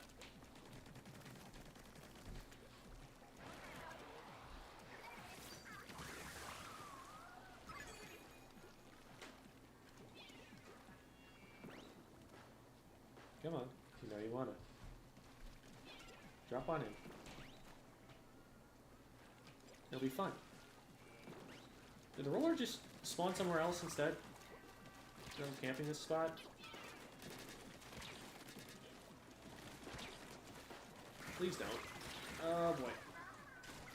Oh, and now you show up.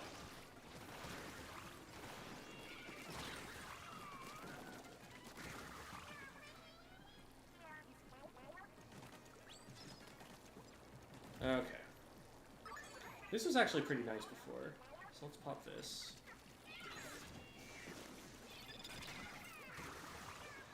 Oh, no way. That's a heartbreaker.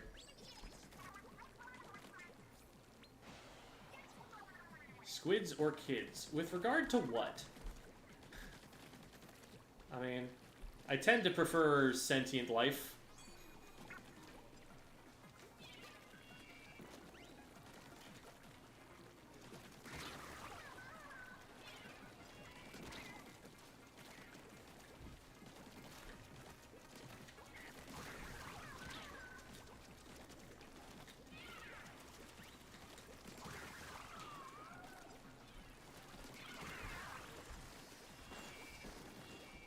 Classic hammer move. Oh dear.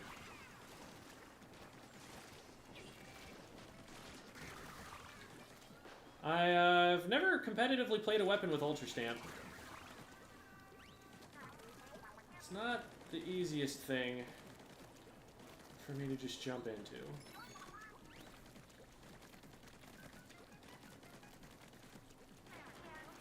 So I think it's like you beat the Grella, and then the roller spawns, or something like that. Or maybe not, because it didn't spawn yet.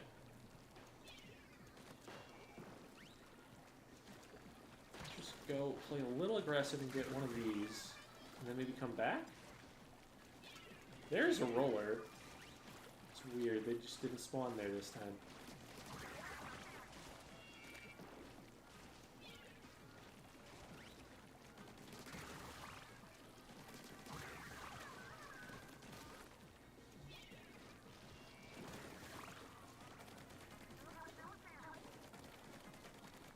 Okay.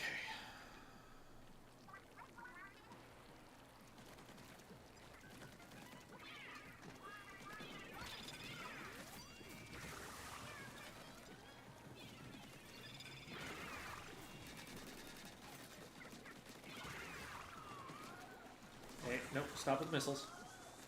Not cool. Heal up.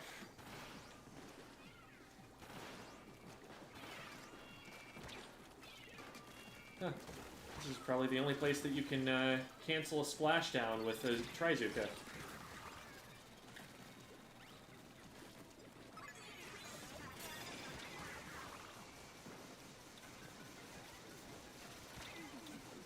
Did I really miss that guy? Okay, please, go away. Thank you. Looking pretty good. I know there's another wave of them, though. Oh, no, there's not. There's only two.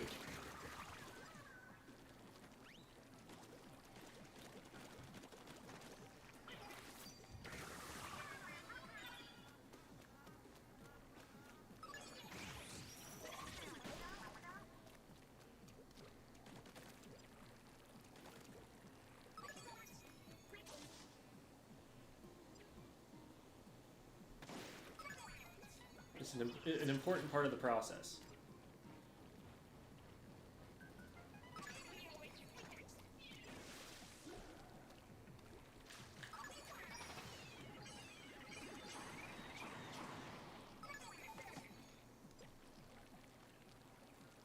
There's not really anything to shoot this at, is there?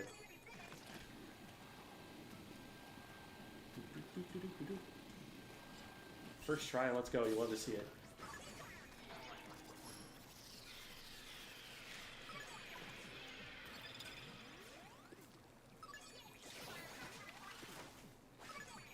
And then it just recycles. Okay. Imagine if I just jumped off the cliff right here.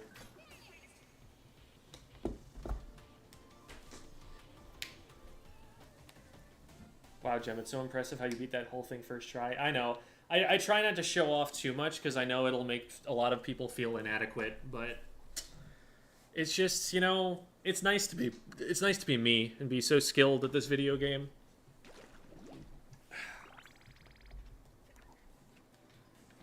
Woo! I'm gonna go and grab some food real quick. It'll be like 30 seconds, so there will be some Prochera time here.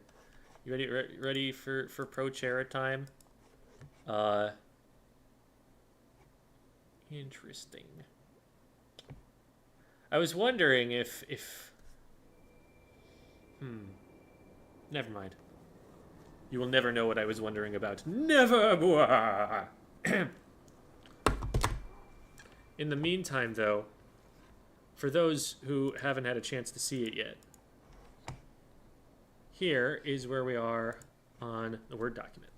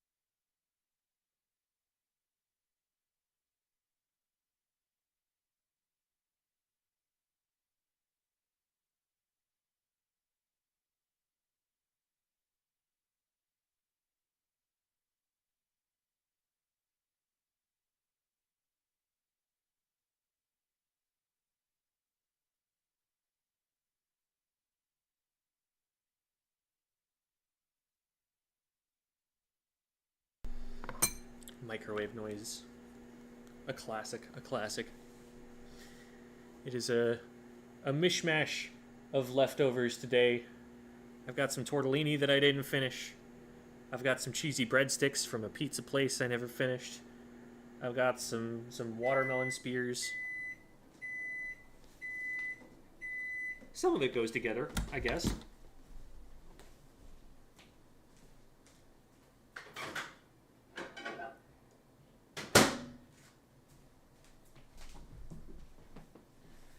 Romeo's got the zoomies now.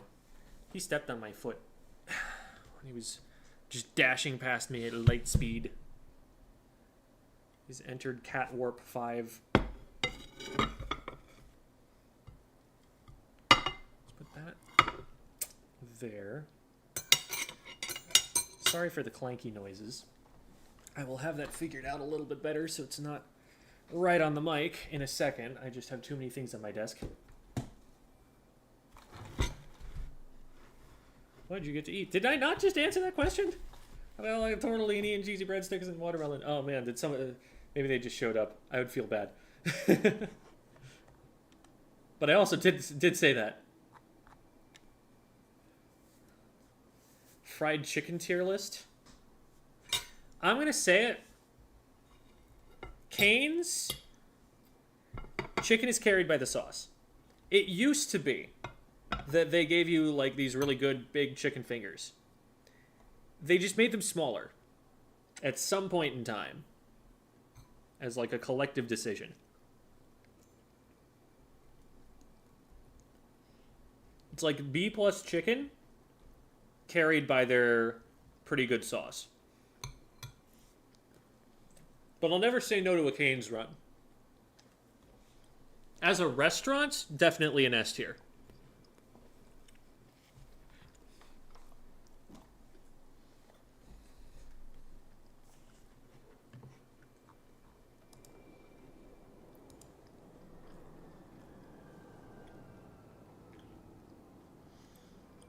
We found some other interesting ground to stare at.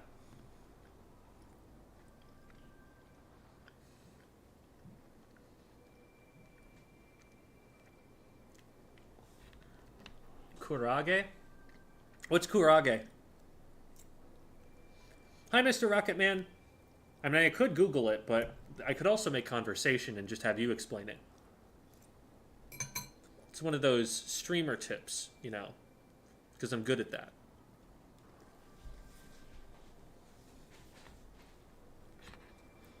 How about Chick-fil-A? I don't support Chick-fil-A because of the homophobia.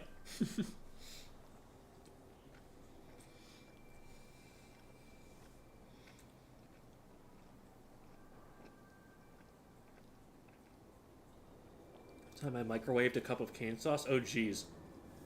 Microwaving plastic is so scary. Like, those fumes are nasty for a human being. Dark meat fried chicken. Wait, that sounds like a brilliant idea. I don't know. Is it, like, prepared differently?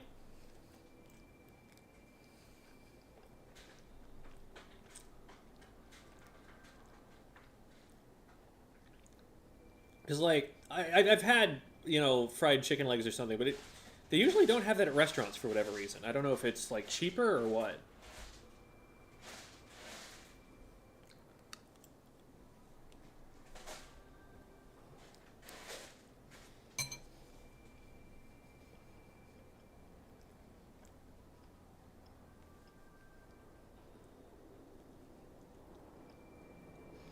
I know a lot of gay people who have Chick-fil-A. They're just like, okay, yeah, they're homophobic, but also they make good chicken. I'm like, all right, well, I'm still not going to do it.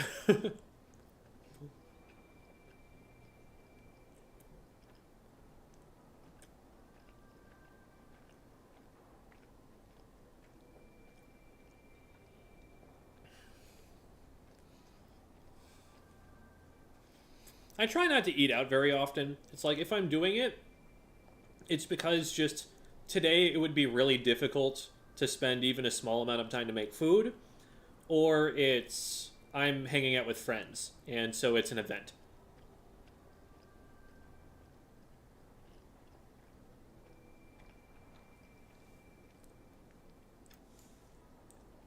So I'm not really even going out of my way to get it.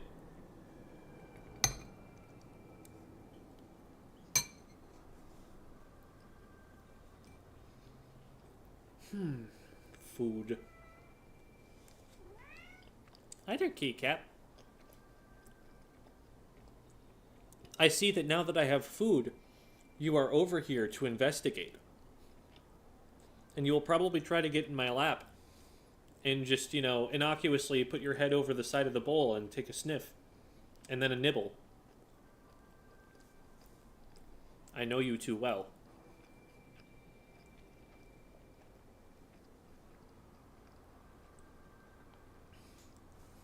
Rissa, immediate with the Romeos in chat.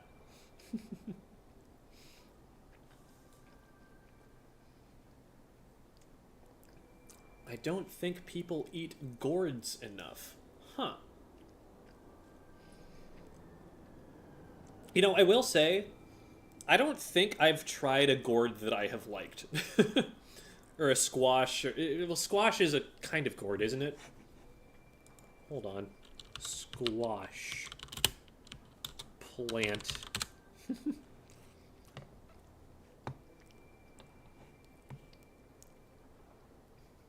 Variously known as squash, pumpkin, or gourd, depending on species, variety, and local parlance. Okay. So yeah, I was basically right.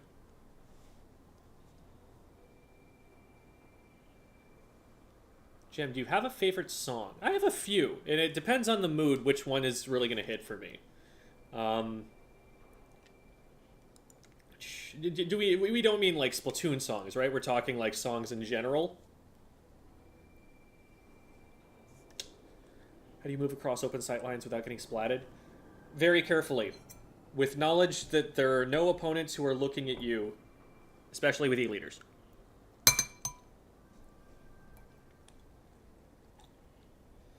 You either maintain stealth or you don't try.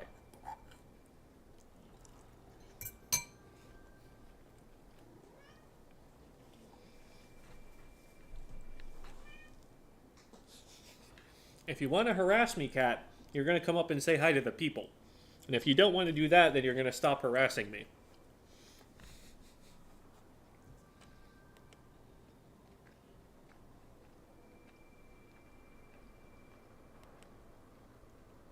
In general. Okay. Oh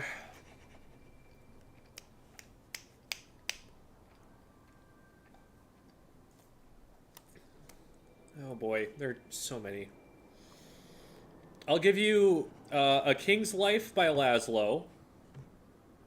That's a pretty good one for in general. Cat, I will grab you and restrain you.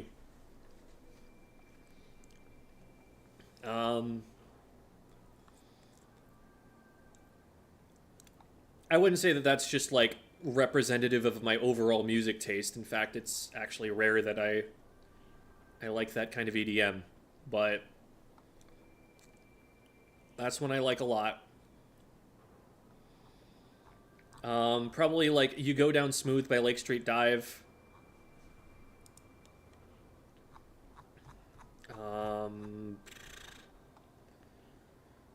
I'm literally scrolling through Spotify, just like, help me. There are many hundreds. If you're looking for chiptune stuff, I have a recommendation. It's an artist called Chipocrit. Spelled like hypocrite, but with chip instead of hip. And their song Henceforth is a jam. Oh god, there's too much. Futz Said Julie by... There's Salvo now. They used to be Pain. That was something that Cookie from the Grillers introduced me to, and I am grateful for. Well Done by Idols is really cool. Anyway, that's a lot.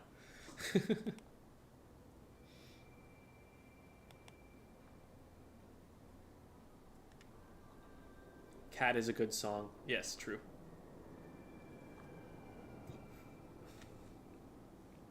If I'm in a team environment, we need to clear out a backline or looking across an open sideline to proceed. How do we do that? Bombs, AoE weapons, specials are your major options. If someone is able to get the backliner's attention, then you might be able to sneak someone by while they're distracted by the other thing. But that's not the first choice that I would go for.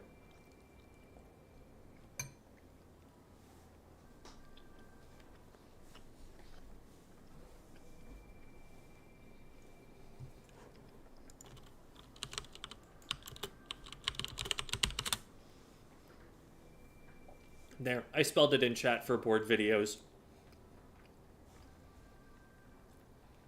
Any Project Splatoon 3 songs? I'm not familiar with the project.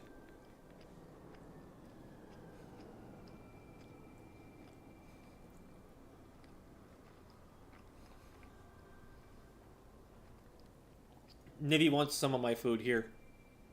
Here, this is a cheesy breadstick. Go, take it. Go. Hey, up. Hi, cat. Here's the boy. Being inquisitive, nothing more. Merely a little curious about the food that I have. I am body blocking in such a way as to prevent his invasion of the food.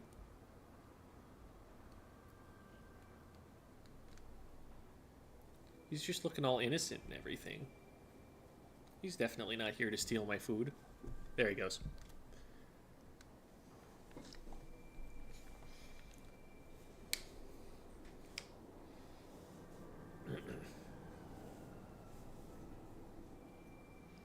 Yeah, no problem, Nivi. I got you. Oh.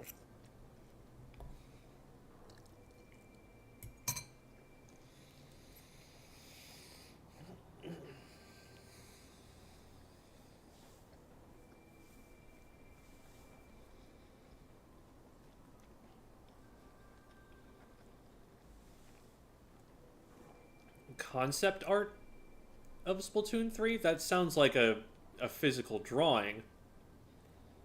But you're talking about music.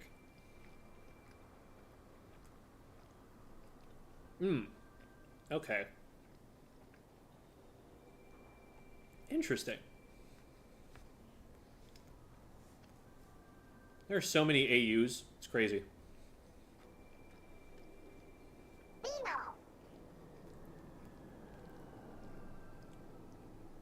Affiliate indeed. Oh, thank you, V people. Yes, this is our inaugural affiliate stream, I guess. We even had a hype train earlier. I got a little emote of like a Squirtle, I think. It was like a green Squirtle. It was weird.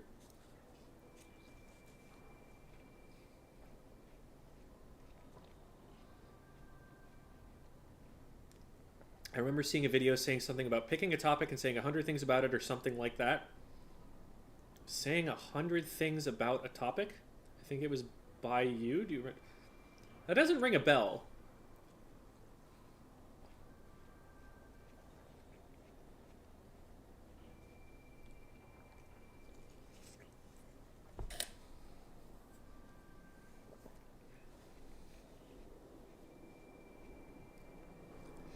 I'm usually pretty good at remembering what's in my videos. Might have to try some other ideas, or maybe it wasn't me.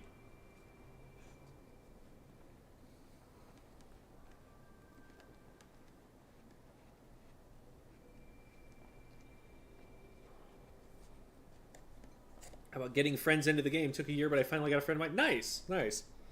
I've found that with getting friends into the game, you can't always force it.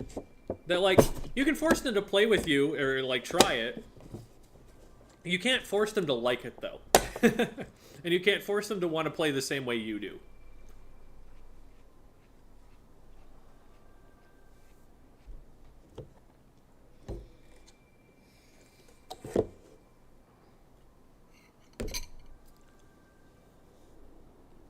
Yes, Rissa, it's that guy. It's the, Oh, I can't hover over here. Let me... I think I can hover over it on... here. Hype lol. Yeah. He looks like a Squirtle, just like with a slightly different mouth. Very interesting. A curious fella.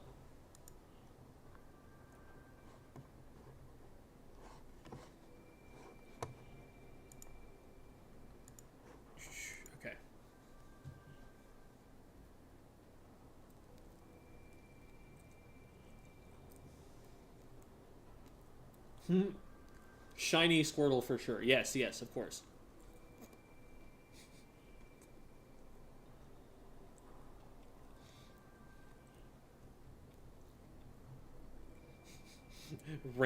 Rainbow Kappa? Is that the... Are you saying that's the gay Squirtle?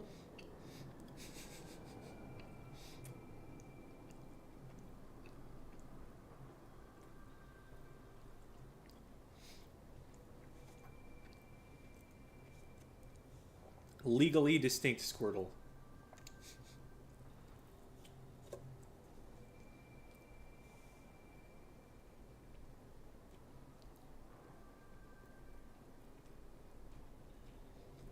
Maybe Squirtle is too. I don't know him well.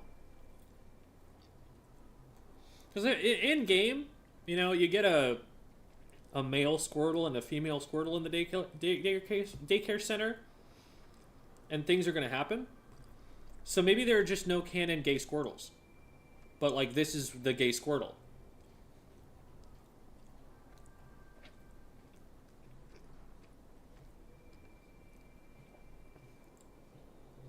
I guess they're all green now. Yeah, that doesn't really track. Hit my first milestone of playing in a tournament. Nice. Want you to know me and... it scrolled. It scrolled. Wait. I want you to know me and my team used your videos in training to prepare. Thanks for being there. Yeah, of course. Hope you guys enjoyed. Belly Flop is the best Splatoon song? Disagree. But that's okay.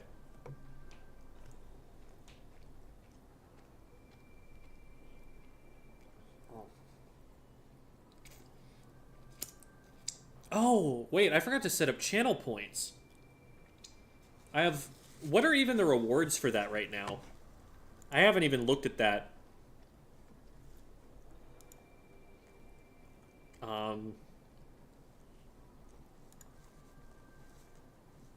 Highlight my message, unlock a random sub emote. Send a message in what? In sub-only mode, okay.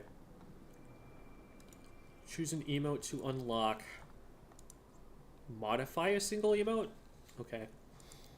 Oh, and you only unlock them for 24 hours? Okay.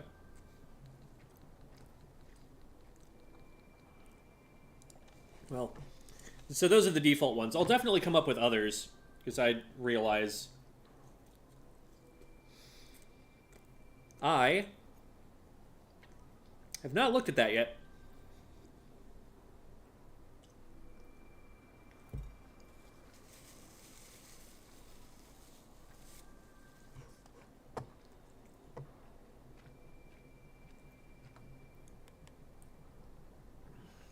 What's your opinion about beacons in comp? One weapon that has them can be a good thing. There's a lot of value that you get from that. It's very much an individual sacrifice for the weapon, and you probably want it on like a backline weapon, or like a support, which is unfortunately not where a lot of them end up. But ballpoint with beacons went really hard.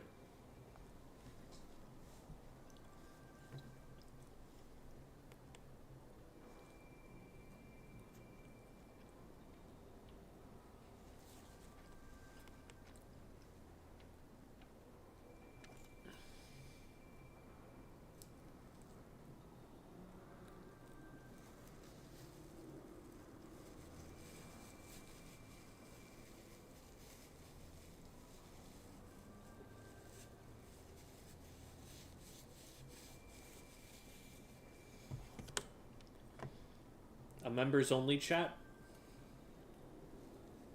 There is on Discord. I don't know how you would go about doing that on Twitch. Or are you saying that's a feature Twitch should implement? Does donating on YouTube or becoming a channel member show up on stream like it does on Twitch? I know you get access to emotes as a YouTube member. I don't know how it shows up, because I only ever look at the restream chat. That's where I see everything. So I don't even see the Twitch icons. I just know that they're coming from Twitch, and that's all the information it gives.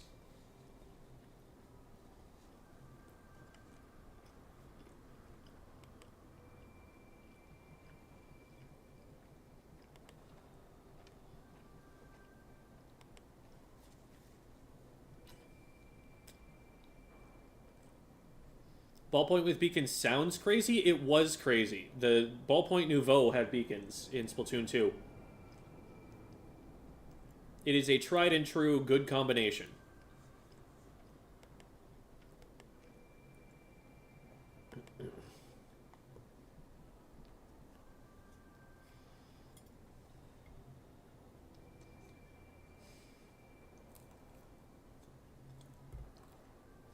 Spell iCup, lol, lol. Dude, somebody hit me with that in, like, first grade. I've known about that since longer than, like, a lot of my audience has been born.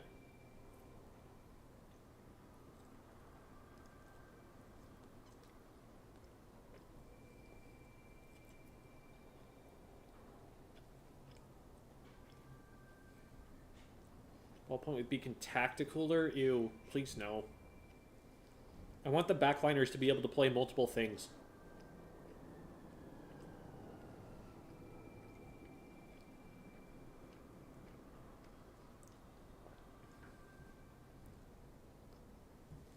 What languages do you know other than English? Very little. I took a few years of German in high school, but I don't have a lot of the vocabulary, and I would need brushing up on some of the grammar.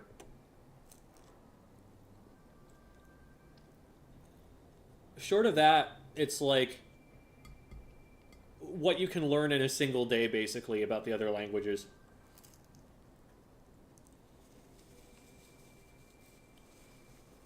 I'm pretty monolingual.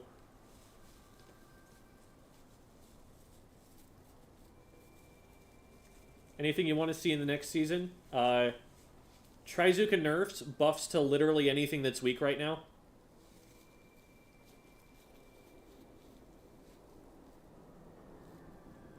Oh, and a shooter with inkjet, that too. Not the Nova, that doesn't count.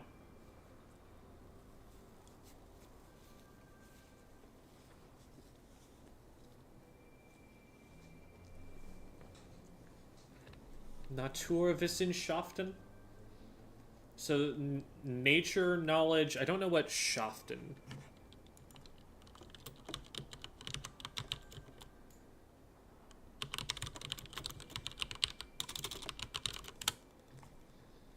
Companies? Nature knowledge companies?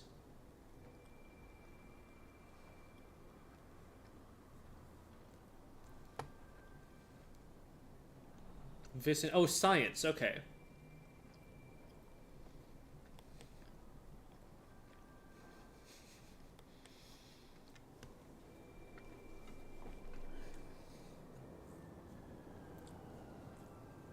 Okay. Work.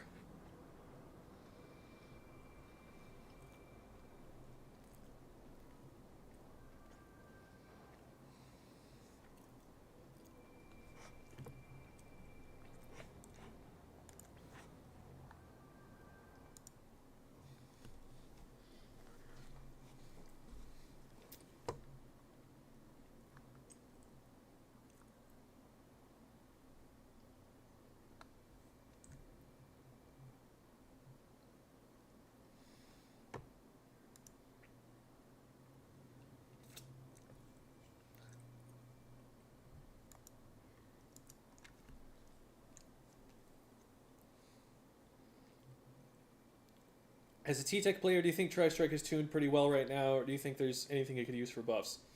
Um, there are definitely things it does well, and you're not killing a team by running it. It's also a little bit underwhelming in a lot of cases. I don't like how situational it is. I would like it to be more like generally useful. Because on one hand, it has this like really gimmicky ability to get people off tower or to paint zone, like smaller zones especially. But then when you just have to use it in a team fight without one of those objectives to clear, it feels a lot less of a thing. I don't know. I kind of like it where it's at. I wouldn't want to buff it. Because when the metagame shifts, it's going to shift in usefulness with it. I want Emperi Doolies back. Who doesn't? One of the coolest weapons that the game has ever had. Patiently waiting for mincemeat clams to go away. Understandable. How do you translate 19 into French and play it out loud? Wasn't that... Isn't that the number where it's like a really non-standard... I know with like 80, it's like 4 times 20 is the way that you say it. Which is Just why? Who came up with that? I want them fired.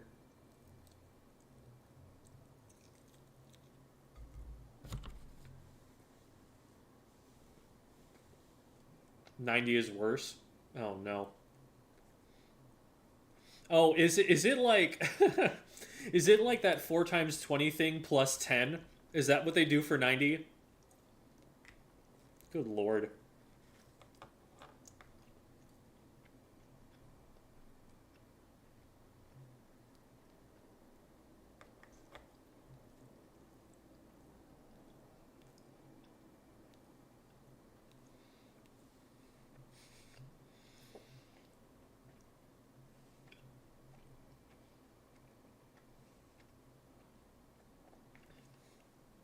No, yeah, I know. There's French has a couple of like really weird things like that where it's like, can we just have this be more standard so it's easier for people to learn?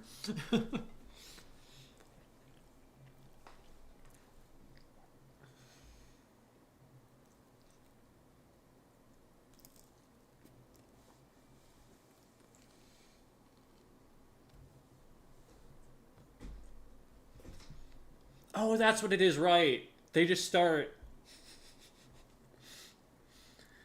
They just say, you know, to heck with base 10. We're just gonna suddenly, in the middle of our counting system, switch over to the ones digit being the number 11.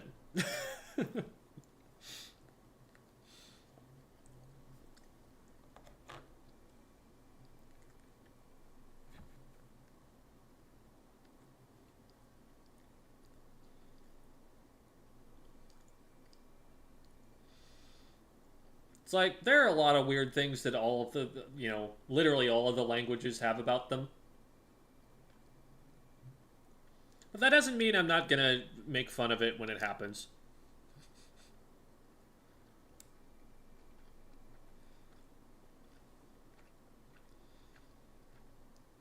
Have you done a video on painting efficiently to weed out sharking? Multiple, actually.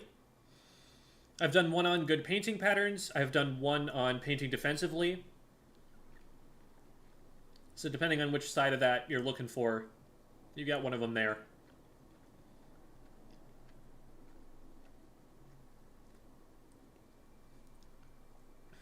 All right. I'm going to put the dishes away because I am now done eating food. Forever. This is the only food I'll ever... I'm probably going to come back with more.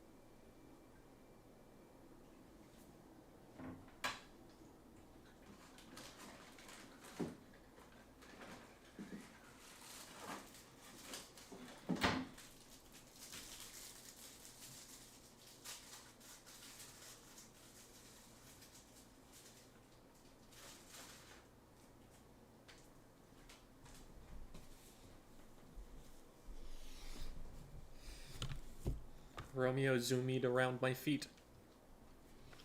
But it's okay, everybody. I've survived. I have returned to you.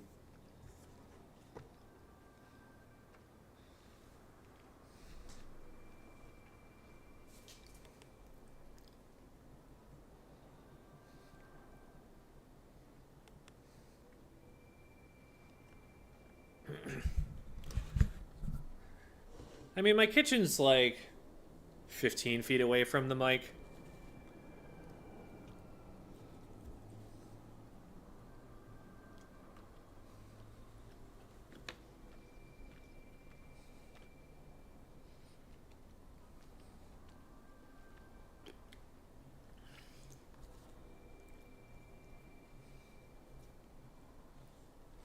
You think zones would be improved if the zones moved as a checkpoint system? No. I think zones is really well designed. I don't think the maps are necessarily super well designed for zones, but I think zones is well designed.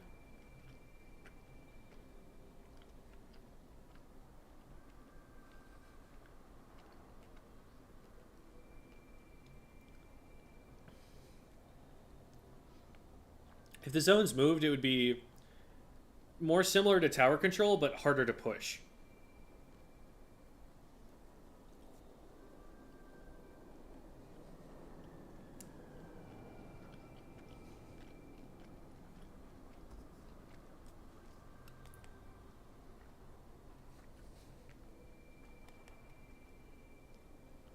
What will you do for April Fools? Absolutely nothing.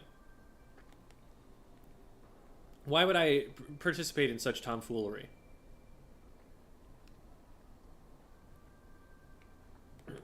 Squid School PE, where Gem spectates or commentates scrims.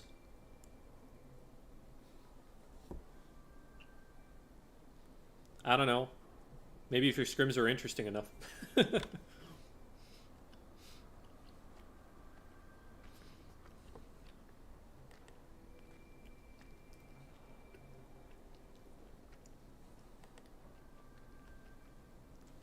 you want a new ranked mode?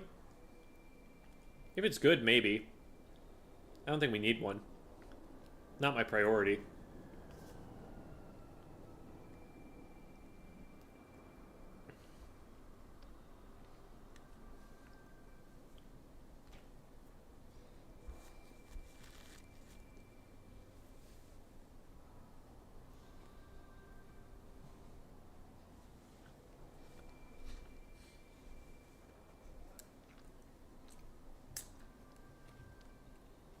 Will we find a way as a community to make the maps better?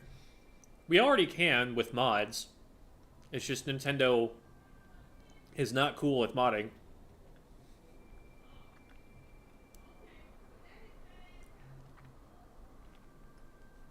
Any amount of modding that we want to do in a tournament has to be pretty well hidden.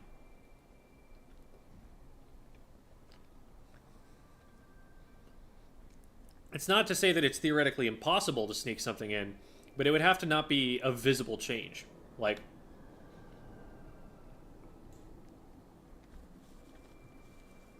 something you can do is, like, if there's a technique that's really technically inconsistent, you can include mods to make that technique more consistent, and then it'll just look like someone hits it every time. That's something that it's hard for Nintendo to really suss out, but something like the map looking different, like, people would catch on and you would lose your Nintendo licensure. And at that point, if the community guidelines stand the way that they have, you're out of luck. Which sucks, by the way. Not a fan. Really hate that.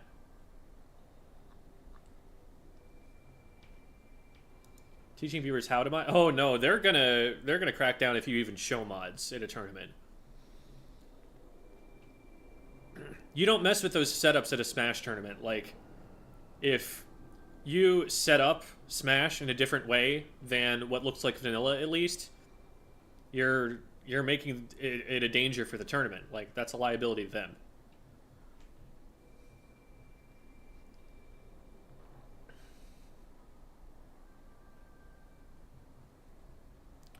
Have mods been used in tournaments officially before? Officially, no. Unofficially, no comment.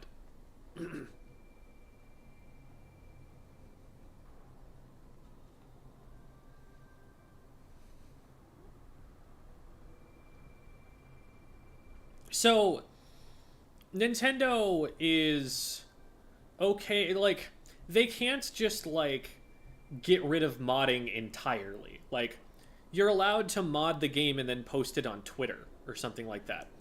But with, like, tournaments, you know, these live performances of them, according to their interpretation of copyright law, which I don't think is necessarily correct, they have more control.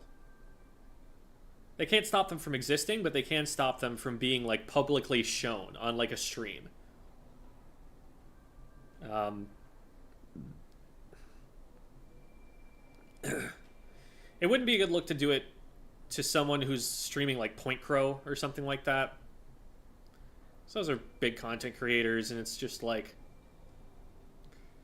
I don't know what it accomplishes, but I don't know if maybe they're like ultra worried about people cheating in a competitive tournament, or if they just try to exert more control over tournaments than they do over individual content creators. Maybe it's that they don't want the official accepted competitive way to play a game to be different than the vanilla experience.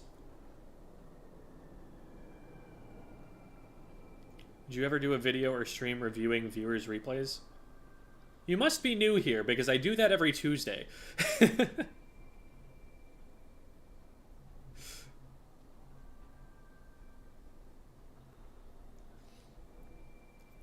Wasn't Linus Tech Tips planning on making a tournament that breaks every single new guideline rule?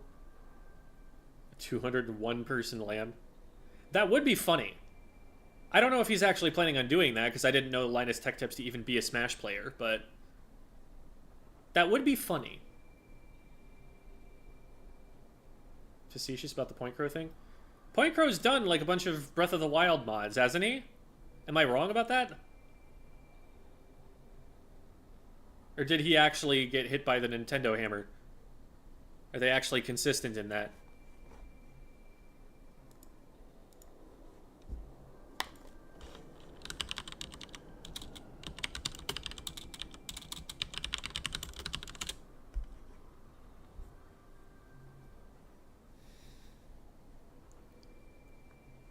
Oh. Turns out they were taken down. Okay. Screw Nintendo. Not a fan of what they are doing in that respect. Official stance is that modding equals piracy. Yep. Yep, they're dumb like that. They're that determined to nerf the potential of their own products.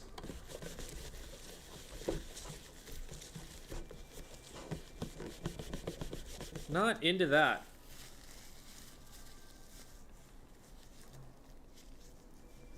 Two YouTube strikes? Right, okay. Well. Oh my god.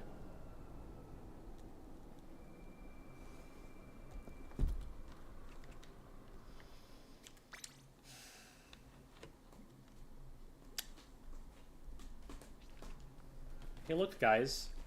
I moved on the Splatoon game.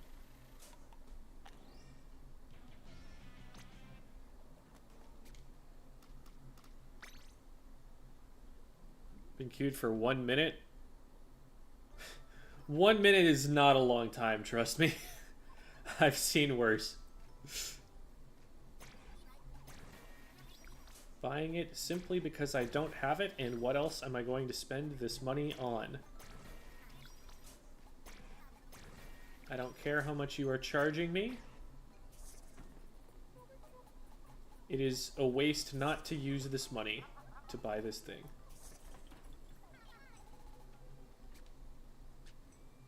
You know what? I don't even wear these. But they're a higher star count now.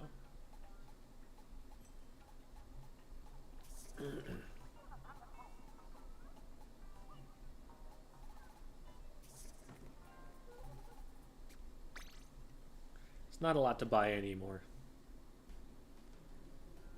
I came for a Google Doc. 1 sec, here's the Google Doc. I got you. Boom. It's not empty anymore. We have some ideas now.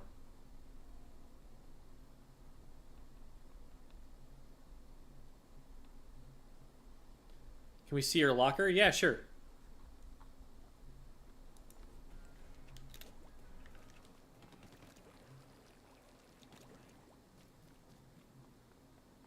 Jim's so cool. He doesn't need glasses. There it is.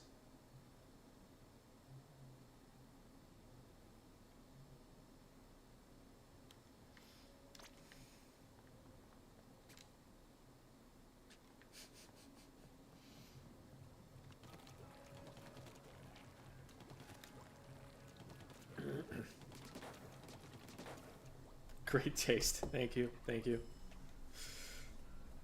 Thank you for the Google Doc. Yes. Melee player? No.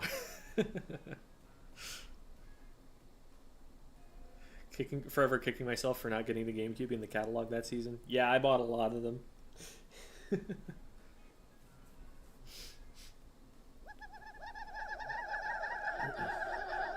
It's an Isaac raid. Thanks, Isaac. If any of you are Bloblobber players, you might want to check out Isaac. He's been doing a lot of TOing recently, but Sendokyu is dead. Rip. I don't know in what context. Is the season over now? Is that what it is? Anyway. Isaac is the top Western Bloblobber player, as far as I am aware. So there's pretty much not anybody who's doing Blob better than Isaac is. Would be good gameplay to study if you can find any of it. Oh, just been in queue for a while and no team. Got it. Blob lover. Have we perhaps found you some new content? And I know Shaluna was in here earlier. Be surprised if they didn't make the catalog continue indefinitely with items from past seasons. Yeah, there's probably a bunch of stuff once they stop doing updates that they'll put in to just keep there being a carrot on the stick. Hosting Mode Cup this 18th. Okay, so 2 weeks in a day.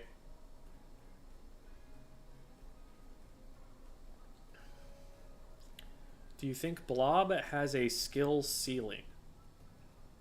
Wouldn't everything?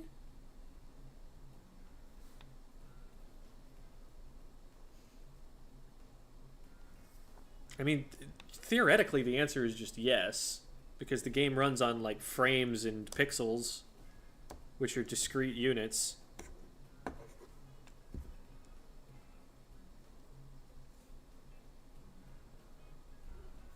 Hi there, cat.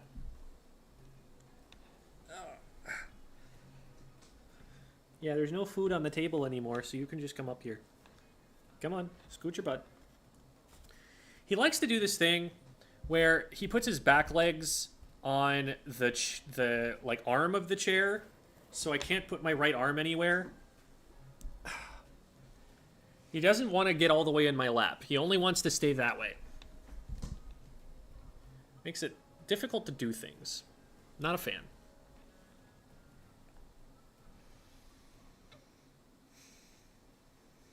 How old is Romeo? Romeo was born around February of 2018. So that makes him what? Like, coming up on 6? Yeah, it's like 5 3/4. Randomly decided to get into watching Melee tournaments, discovered Amusa, and I've now decided that if I ever get serious about comp, I'm going to push GooTuber to Nationals. It's a little bit different, I think, in Splatoon than it is in Melee.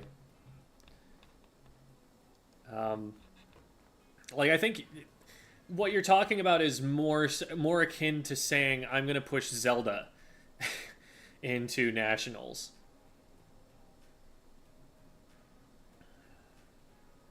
Hello, AM836. Welcome.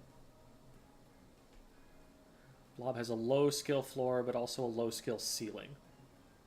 I'm not sure I would agree with that either, because the blobs, if you can hit one-shots with the blob, then that's, you know, if you can do that reliably to any degree, that's pretty difficult, but it unlocks a lot of your ability to play aggressively. I don't know how possible it is, really, because there's definitely counterplay to it, but if all you're doing is trying to just, like, spam paint, then maybe. Love your YouTube stuff. Thank you, Mr. PlayNC. So Game and Watch? No, PlayNC? I don't know what the C would stand for.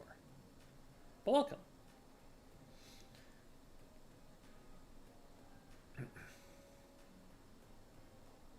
Any bucket skill floor is very high. That's another good point because you have to make really careful decisions about when you want to slosh. Okay. Oh, watch, see. I see what you mean. I see what you mean. I get it now.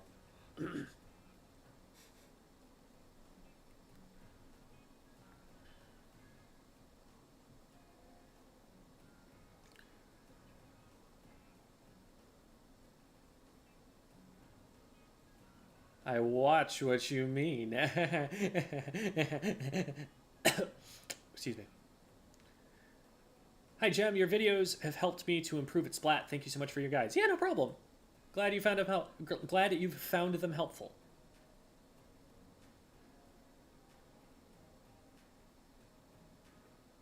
I want to get better at Wiper because debuting in my team is what I play now is not going to carry us far. Yeah, sometimes we have to make those sacrifices. When I was first playing, I was starting by learning Zap, but then I realized that for the playstyle I was trying to play, T-Tech was what everyone was running. So I had to learn how to inkjet. Had to learn how to use splat bombs. And it took me a while to adjust, but it was definitely the right call.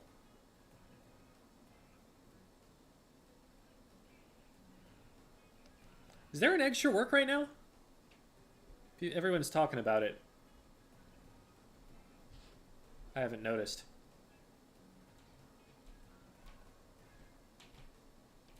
Genuinely one of the best YouTubers ever in all ways. That's a little bit hyperbolic. I wish I were making Mr. Beast money. I really do. That would... Actually, maybe I don't, now that I think about it. I'm not sure I do. I might take that back. But that is a way, and I'm not the best in that way.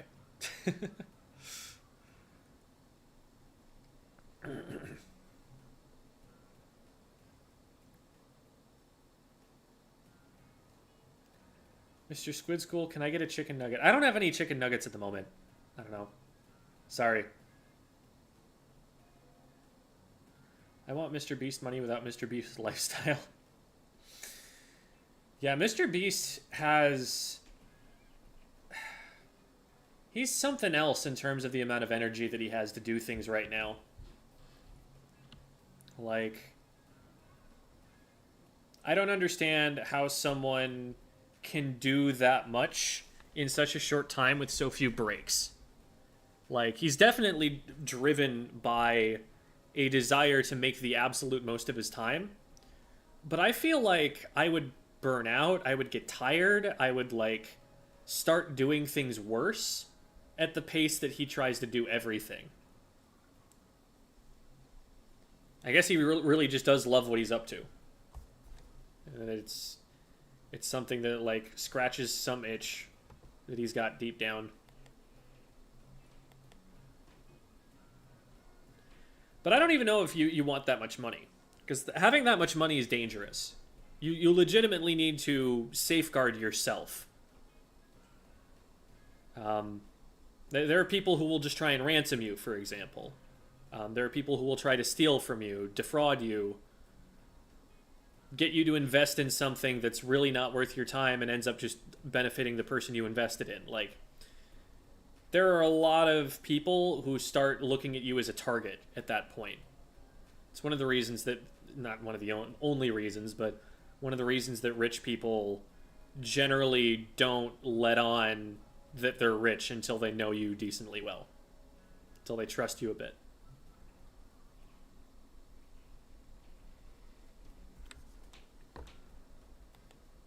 Some of the best out there. Well, thank you. I still do appreciate it.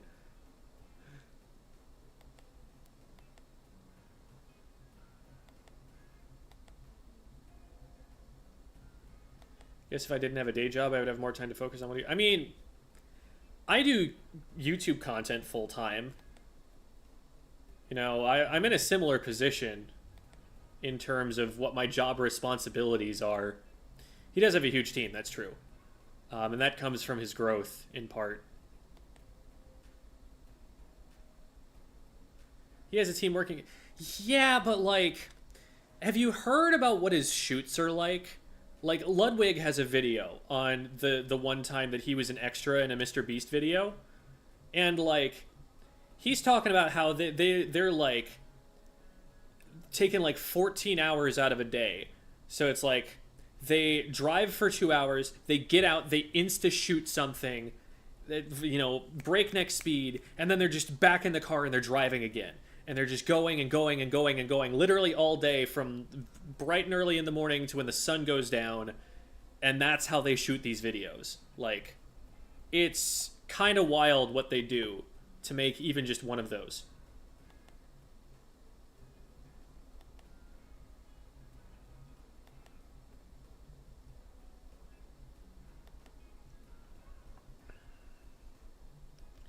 In a VOD review for a team, I noticed that the other team just got to mid a lot faster than we did. How do you train to move faster? There are a couple of things you can do there. One of them, I don't know if you know about relaying. It's something, that's a term that I coined. A coin that I termed. That's a term that I coined, but it basically refers to using the paint that your teammate puts down. And instead of like everyone gets to the end of what they paint and then everyone starts painting again, it's like you swim to the end of what your teammate paints and then you paint again, and then they don't have to paint again because you just painted for them, so they just keep swimming while you're painting, and then they get to the end of a much longer line and then they get to paint. So you're like you're splitting up the duty of painting in such a way that no one person has to paint for as much and everyone gets out there faster. So that's one thing that you can do as a team to work on. But another thing is just, I like to do races as a drill. Like, start from spawn, first person to put a bomb on Rainmaker's shield wins. Those can be really helpful for that.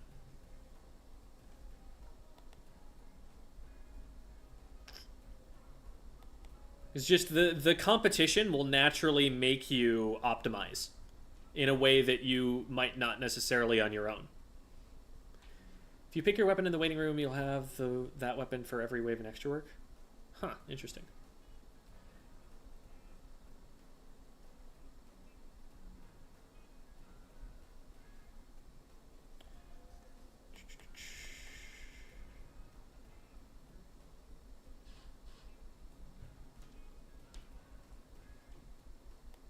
Watch your defensive painting video, best video I've seen for dealing with sharking weapons.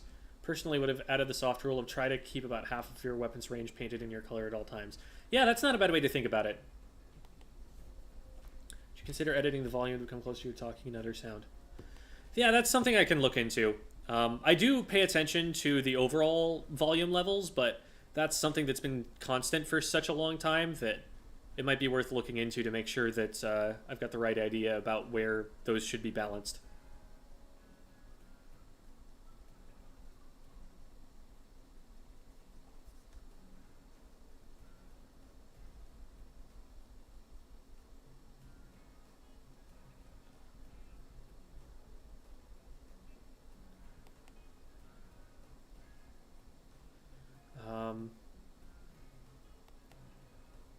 Saw a sign like this: $1 trillion or a 10-minute conversation with Jesus Christ.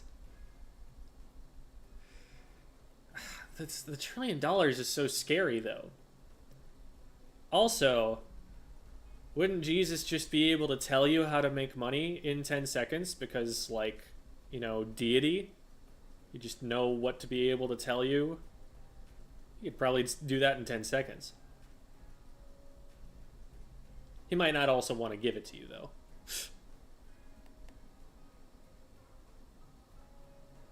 On Wednesday, the rest of our team was talking about how stinky our positioning was. Oh, wait, we actually used my... Oh, that...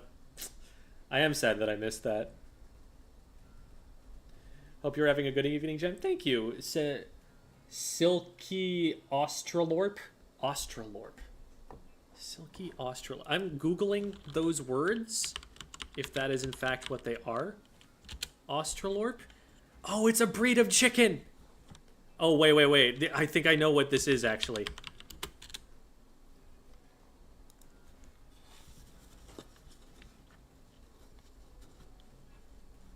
I learned a thing today.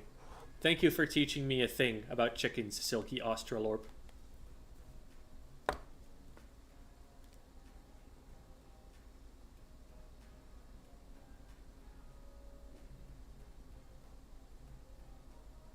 Jem, did you see the Radiance versus Almond Nuts Looty match? No, I didn't.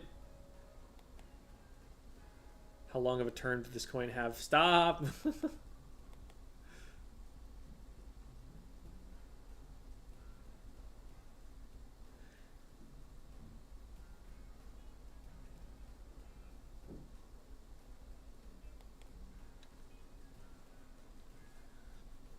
That sounds like a pretty standard competitive strategy for Clam Blitz, Danielle. Not necessarily just running straight to the basket, but the idea of putting someone in with 7 clams and throwing the last one to make a clam once you get there. That's a really good idea because it disguises the player. They're not carrying a power clam until they absolutely need to.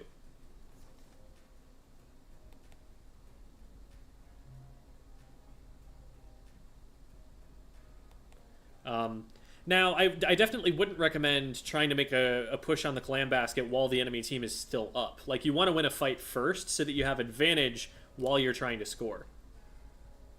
Otherwise, it'd be really hard to maintain control where you need to. Could influence geopolitics with that kind of money. Exactly, and that would make you a target of the people who play geopolitics, who are very scary people. I wouldn't want that. I'm good at 1 million. Like, once I make it to 1 million, it's like, I'm just gonna, like, use what I need, put the rest away. I don't want much more than that at any one point in time. You get to there, you're good for a good number of years in a row without having to do much.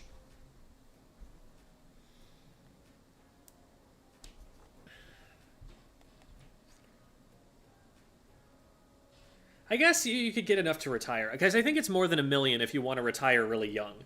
I think you need to get to like 4 million or something. And then from there, you can just... Let me think about that. So if you need, say... Let's say you need like 50k, 60k, something like that to have what you need to support a family. That sounds like a decent like watermark for like a middle class lifestyle. So let's say it's 50. Let's lowball it a little bit. Say you need 50 grand because that makes the math easy. Then 2 years would be 100 grand. And so then 20 years would be 1 million. So yeah, 80 years, that's a lifespan. So you get yourself to 4 mil. And you're pretty much set for life at that point without having to work.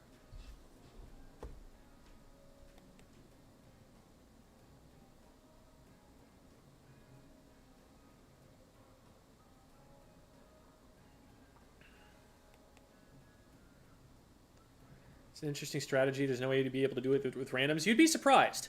Once you get up into the level where people have competitive experience in solo queue, they will do that.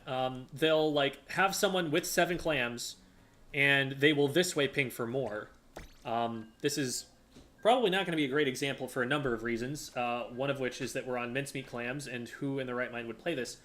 I am also a little bit on the lower side in terms of my placements here, so we might not see it, but I wouldn't be surprised if someone just does that.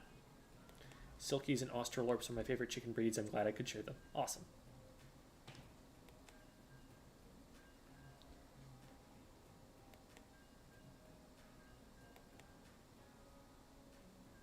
What's your favorite Splatoon map or map mode together? Favorite map mode together is probably Tower Control Piranha Pit from Splatoon 2.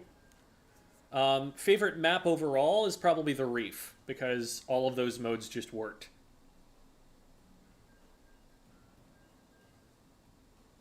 Do you think the word one, meaning the general you, should make a comeback? The problem is that people have decided it sounds pretentious. It's kind of unfortunate, because, like, it is pretty efficient, but also it sounds a little stilted, I guess.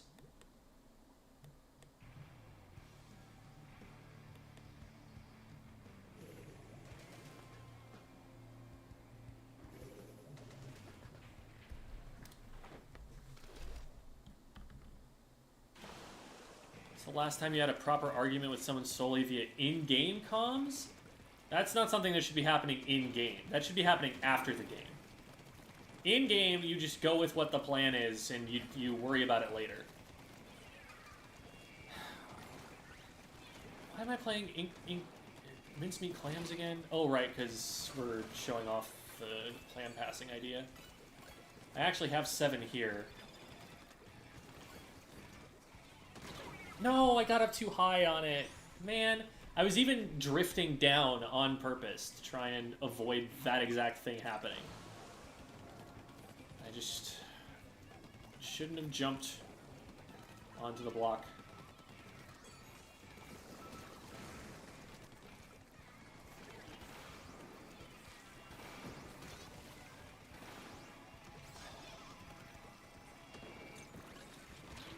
Oh no. That is a bad time to be marked. Okay. Nobody's watching left. I don't like that nobody's watching left. We're gonna get crack and cheesed.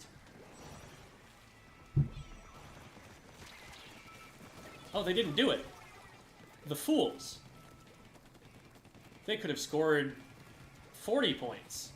That's a winning push on this map. Instead, they scored 0 because they decided to just run it in, even though they had a Kraken at basket.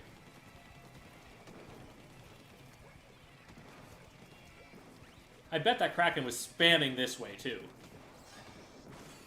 You know that that's why they went and did that. Woo, Trizuka, such a fun special for everybody. Alright. We just won the game. We scored once. Oh no. Oh, they can't let this happen. It's so over.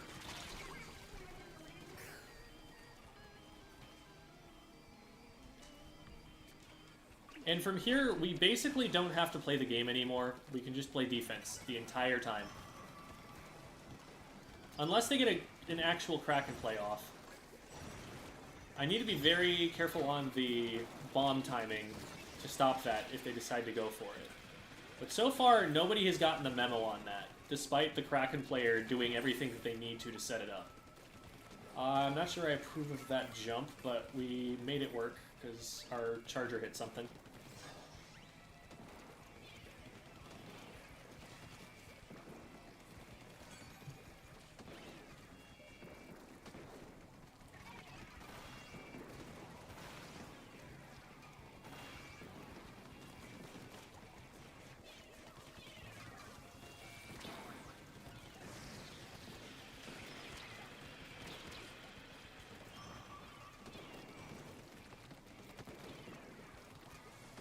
Leader probably could have hit me there. Oh boy.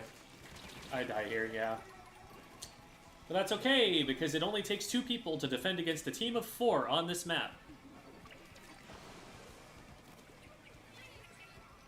What do you mean this way? We don't have a clan.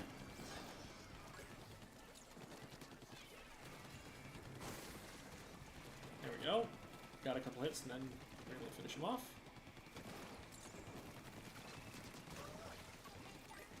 Easy enough.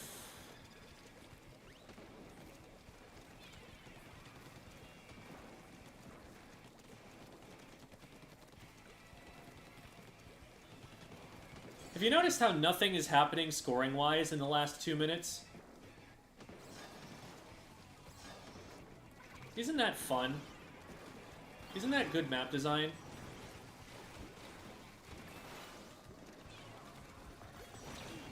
Okay, well, we've got to jump to here, which isn't going to help anything.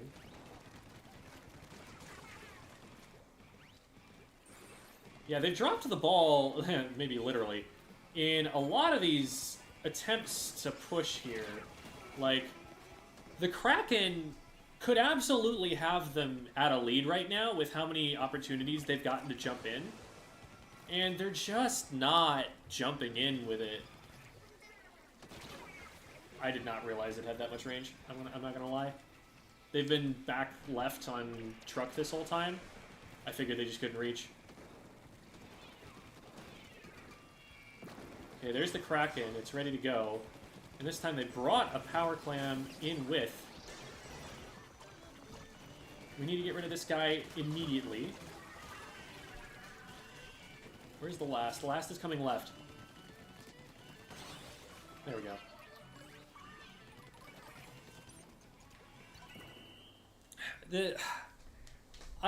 We should have lost that game for the amount of scoring pushes that we actually succeeded in making.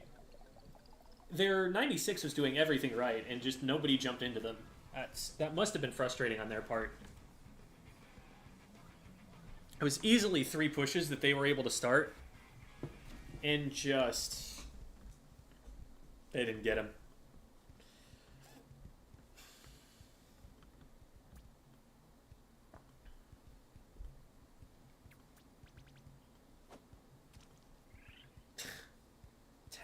All right. Cat, why are you down there right by the power strip? You're making me worried. Worried I'm gonna smell burnt fur all of a sudden and you're gonna yelp at me.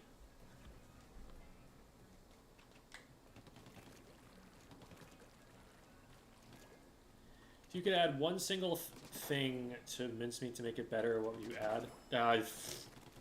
I would make it like 3 times as wide.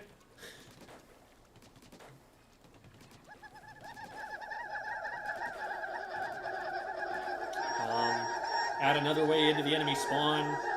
Maybe put a paintable wall at the front so someone can actually approach. Thank you for the raid, Fire Luna. Welcome, everybody.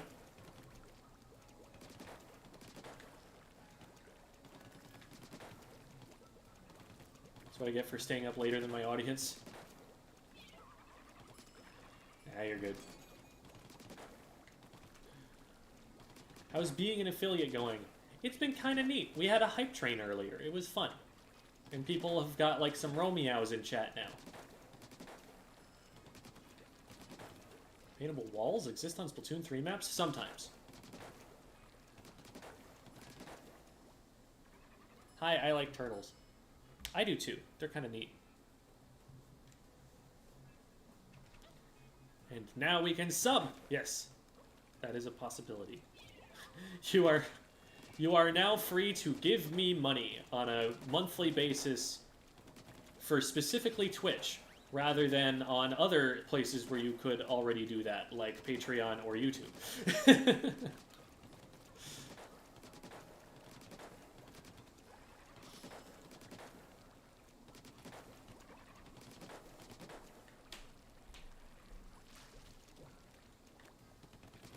I already give $1 on Patreon, and now it is slightly more dollar. Whoa. Thank you. But Prime Sub. That's true, that's true. Prime Sub is not a thing in all of those other places. So I guess there's that. Thank you for the Prime, Mr. Rocket Man. Double subbed! The 2x subbed combo. Whoa. There's some, like, 90s video game announcer who's doing a really cool sound effect about that. Double combo!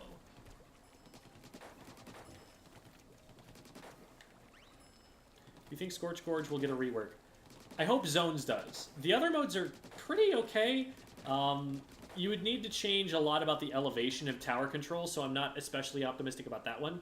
But Zones needs to be completely overhauled. That is a mess. Needs to not be what it is. What is your rank? I'm XL modes.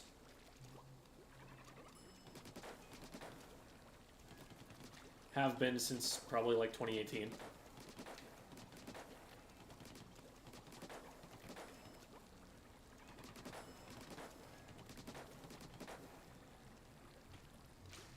You think we'll ever get S1 Flounder Tower Path back? I don't know what S1 Flounder Tower Path was, because I played Splatoon 1 for 2 hours total.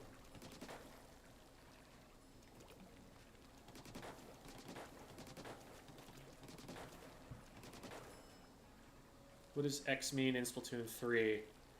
No, it does not mean that. It means that you have ranked up out of S+. That you've played enough series tickets to do... Or, sorry, not out of S+. Ranked up enough to get out of S. And then as soon as you get there, you have unlocked X-rank battles. So in theory, you could be X rank with a 1700 X power, but that is not me.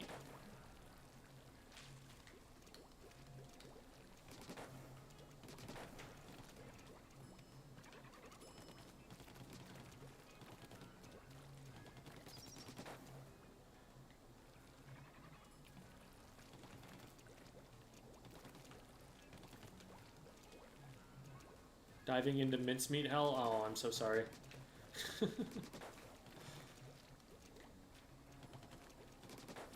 It's like, Hammerhead, it's not great, but it's not bad either. But then there's mincemeat. And the problem is that the combination of Hammerhead and mincemeat means that on Hammerhead you're going to have to be dealing with all of the E-leaders that were trying to play mincemeat. And that's still annoying. Not just because, you know, hard to play against E-leader, like, I'd be okay with that. It's just, you're gonna end up with, like, teams with 3 E-leaders on them. That's a thing that just happens in solo queue sometimes.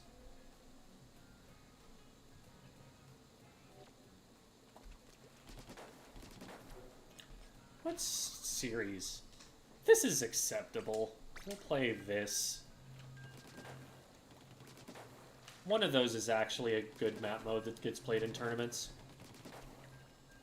And the other one's not as bad. It's a little snowbally, I guess, but hey.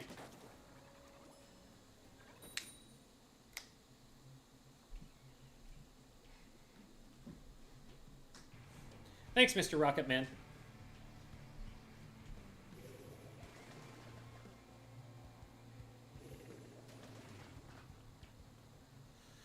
Yeah, competitive Splatoon is a lot, because Splatoon is already a lot, and then you add communication, and it's all of a sudden like, oh, this is a lot. Like, it's a second entire allotment of a lot.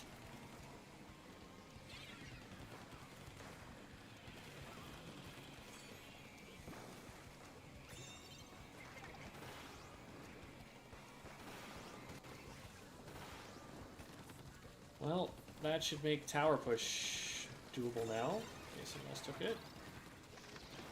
We're getting pushed from left. We're still getting pushed from left.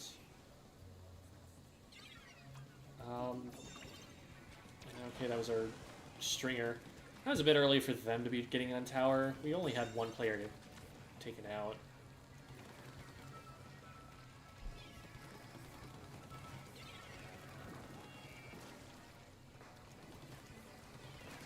You can't just walk out there. You are a Clash Blaster.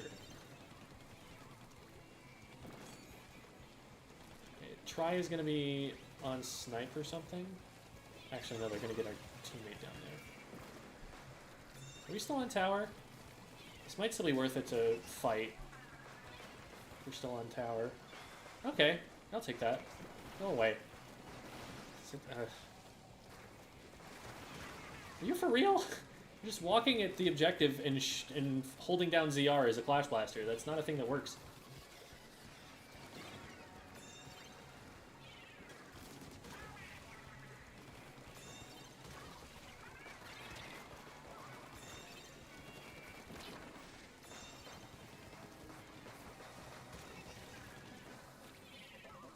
Oh boy.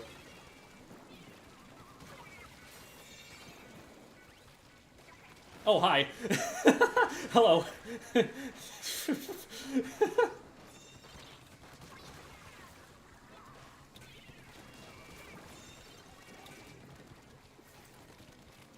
Drop there, right? No, they're not. They're just going to back up. Well, we've got checkpoint now, so at this point they just have to hold forward. Oh no, I whiffed too many shots! We lost the tower push because I couldn't kill the Clash Blaster at the end. Ugh. Big sad. That should have been a KO. Oh, hi. We could have fought that, but I guess 2 of us needed to ride the tower instead. It's okay. We still got this game under control. Okay, well...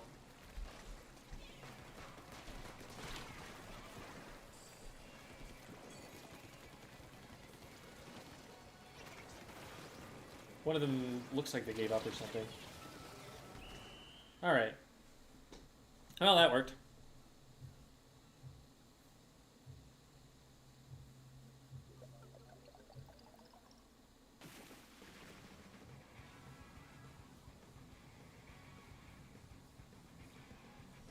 Looks like there was a question from Danielle.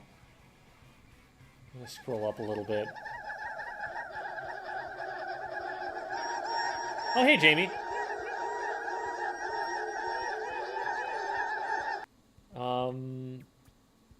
How to determine how snowbally a map is? It's a matter of whether the positions you have to push tower through are defensible. Actually move out of the way for my stamper. Oh, okay. That's what the discussion was about. Yeah, like dodging on reaction stuff. It'll get harder and harder to hit people as time goes on because people will learn to move more and more. Thank you for the raid, Nintendos. Welcome, everybody. Or is it Nintendo's? Like, I don't know.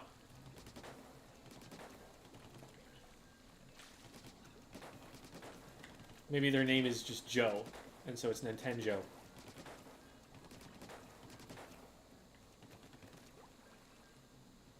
Can you give me an example of pop culture? Like, just any example? It's like you're just walking up to me like, name a woman! Name a woman! Like, okay, Beyonce. There, boom, pop culture and woman. All in one.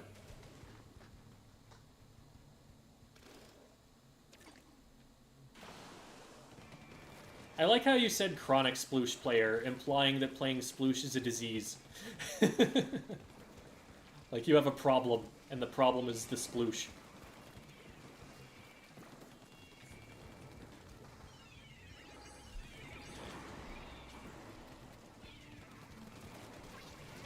Man, I had them narrowed down to a very specific area of the map.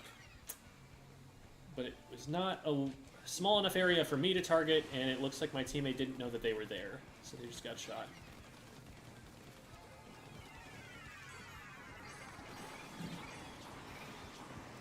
Okay, that'll have gotten the roller off the top of there, so we'll be on the underside trying to climb back up somehow.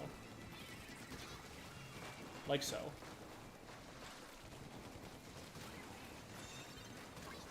Okay. Still clear from that. We just need to dodge the Zuka. I got a little bit closer to the Zuka than I really needed to there. Where's the blaster? I really need to know where that blaster is before I try to push tower. I don't want to just get random directed. Okay. No, we actually never got that guy. Okay. Can I hit this? No, that's not a thing.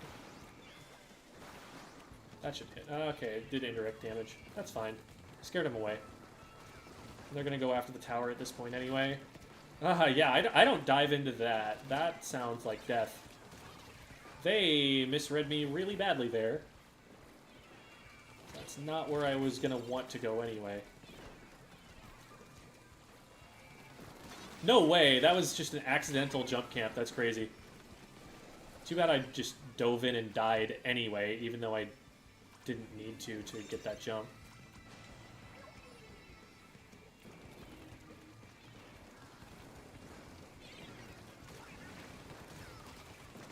We got this. Yeah, we got this. Oh. I thought they would be going after the tower. Apparently not. I'm not sure I like that idea. Yeah. They probably could have stayed back in mid and held it down, and we would have had a better chance of getting the lead by continuing the push from closer to where it needed to go than mid. Yeah, I knew someone knew I was there. I was hoping maybe people would rotate over or something. I don't know. That's something I can maybe call for in a coordinated setting. That's probably not something I can expect in solo. That's 2 down. And we just stopped the tower there. Not a ton of damage done, all things considered. Okay, that's a jump out. We have control of right side now. Good, we're taking the tower. That's 3 down. So now we get up on their window and get in their way. Oh, they missed the shots. They can't do that. They need to kill me there.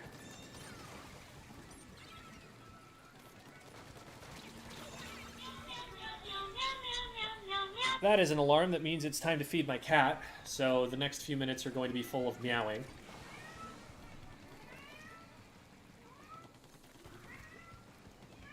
It's okay, Romeo. I will feed you.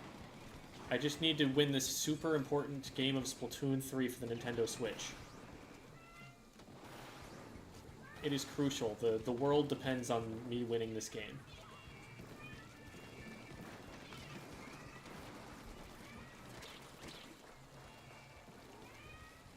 Yeah, I didn't think they would chase me. Not that hard anyway. Okay, they did chase me. Unfortunately, while they were all chasing me, we went 2 down on the other side of the map, and now we actually lose lead. What? I did not think that hit me. Oh, God. It's going to be really hard to stop a KO at this point.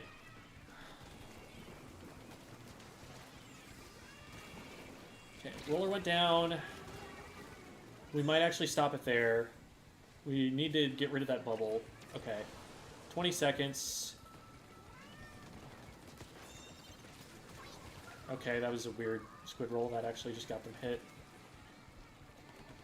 So we got a lot of them down. Now we just need to win the game.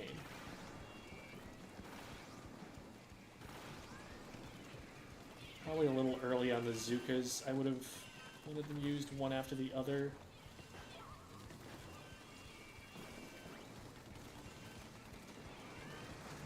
Oh, we need to get up in front more. Ugh. I was thinking we had more of a presence out in front of the tower there, but nobody was going for it. I should have dropped down sooner. Alright, time to feed cat.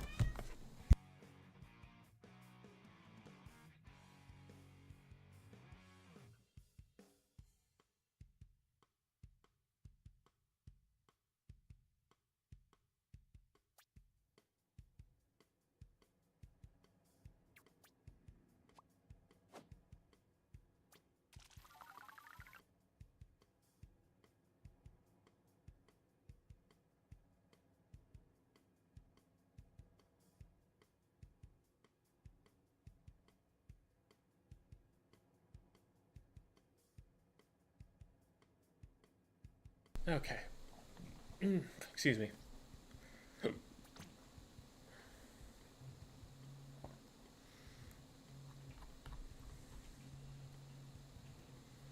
Cat reveal? It's not really a reveal. The cat has been an emote.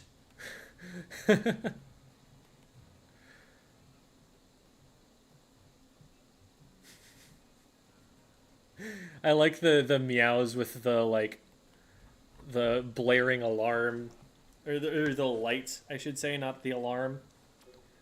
Like the red warning light.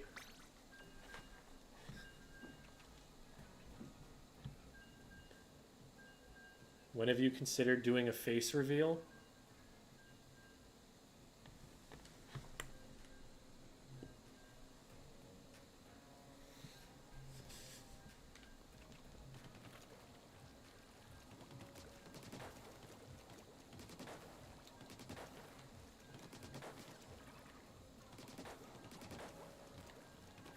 It's a poor reveal.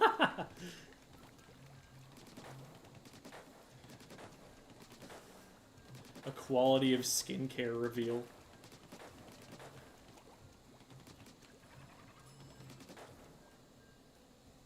A jump scare.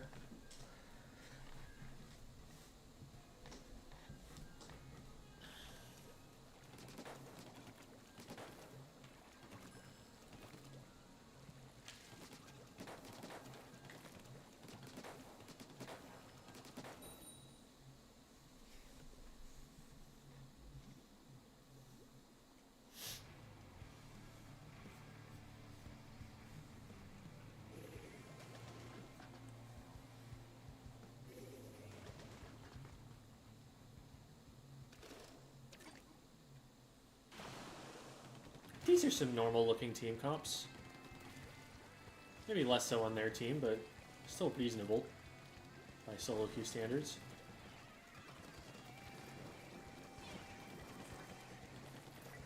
Now, where's this Dynamo? Not anymore. Question is not where, but if.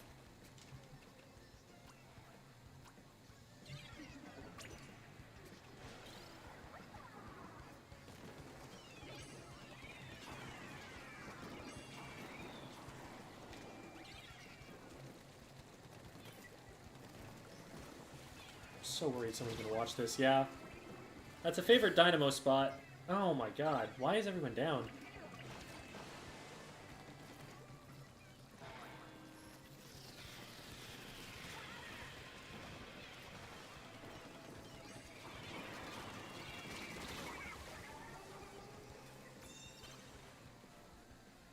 Easy enough.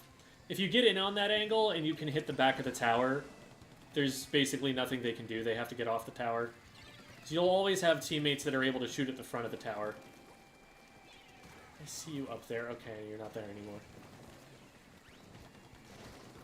And I see you trying to get up there. And I'm going to deny that. And then we are going to push into mid and get rid of the beacons. And get rid of the beacons. And get rid of the... And we're going to die to the sploosh on our spinner. But we are going to get rid of one of the beacons. And then this player's not going to know that they're alone.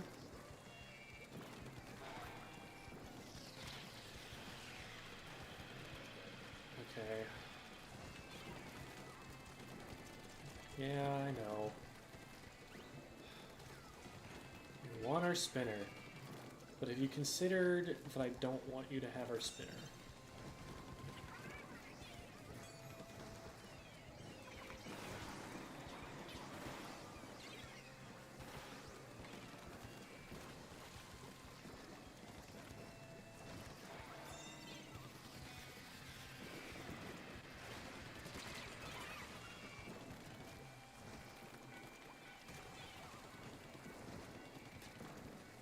Challenge that until all the Dynamo shows themselves.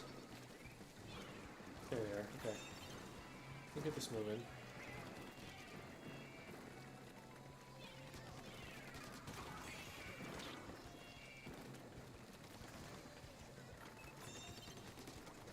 Hit him twice. Just hit him once. There we go. Didn't see that bomb.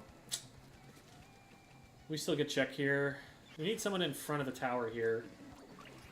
Nobody got in front of the tower. They just stayed on the tower and both died.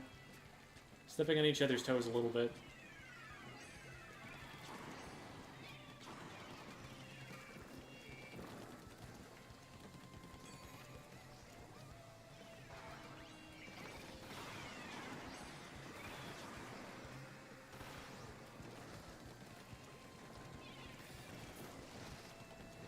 I see.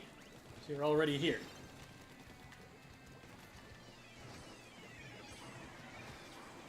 Can someone else deal with the Dynamo? Because I don't have a great angle. Oh. Apparently not. There we go. You found him. You found him. You got him. Stay alive, Stamper. Oh, okay, we fell off the ledge.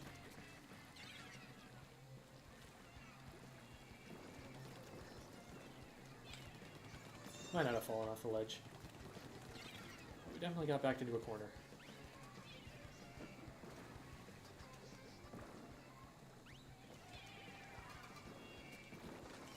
So everybody's going over spinner right now.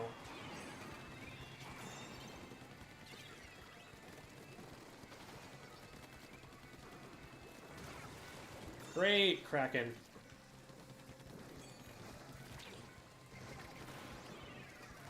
I'm probably dead. Yeah.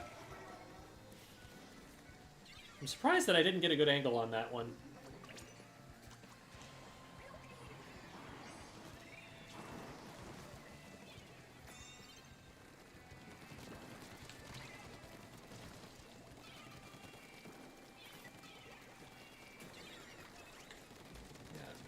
Grab someone down here.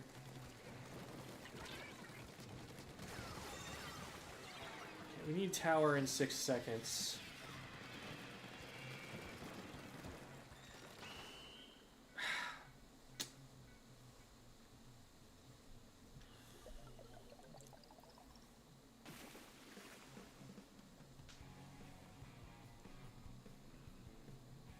Damn Starbucks. Huh.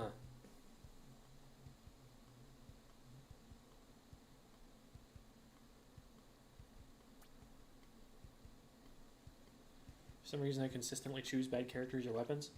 Are you trying to pick like top tiers and then you just don't read the game correctly? Is that the idea?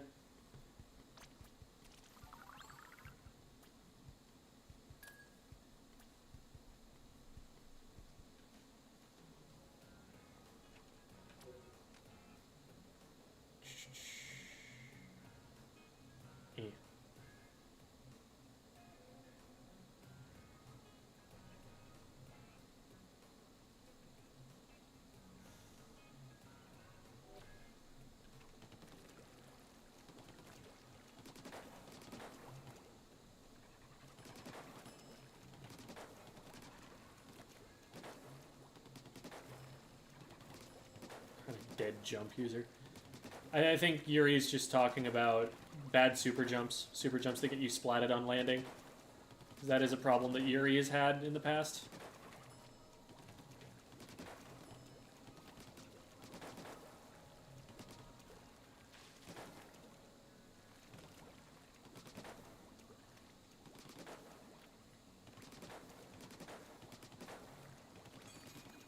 Thoughts on Hydra and or Tetras since the recent patch?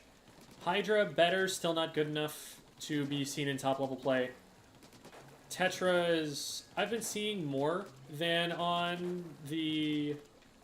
there was one particular patch, and I don't remember which one it was, where all of a sudden Tetras were a lot less favored. Oh, it was when they nerfed Machine was what it was. That was when it happened. Yeah, at that point, Tetras became a lot less favored. I've seen them a little bit more, but they're still a lot more niche than they used to be.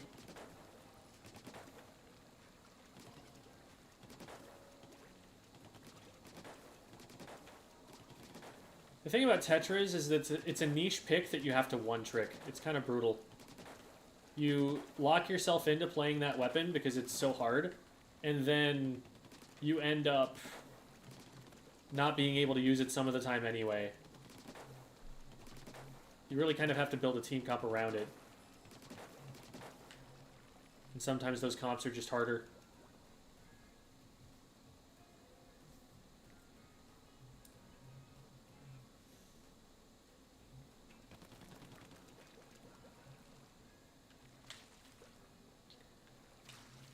Yeah, I mean, Hydra, like, you're gonna get value out of it up until, like, maybe the kind of 2500, 2600 X power region.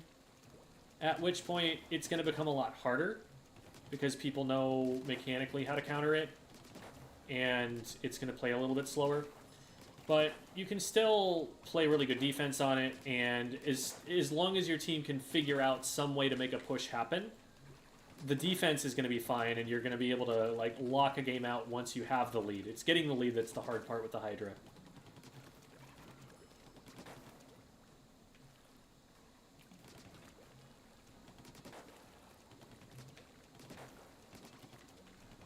Just choose the stuff that never does well in the game.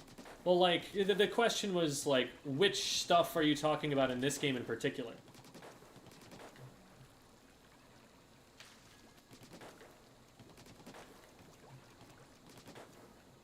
Any tips on how to use Trizuko? I'm assuming you mean Trizuka. The biggest thing to say about Zuka is that where you aim it is not where it looks like you have to aim it. Like, to hit this target, where do you think my reticle has to be? The answer is here. If you aim here... Okay, if this one, it gets hit because it starts coming back down. But if I'd aimed in the same location on this first target, it would have overshot. So you need to recognize that there's an arc, that it's going to go a little bit up and then come a little bit down. And that only at the very beginning and very end of the shot is it actually going to go where the arrows show you it should be going. So like here, I'm aiming dead center, right? Whiffs.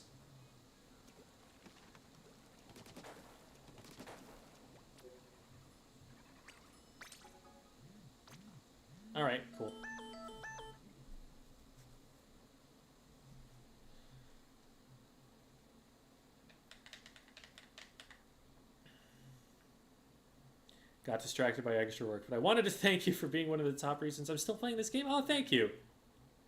Thank you. I'm glad to hear that. I've roped more people in. More viewers. More viewers. More content.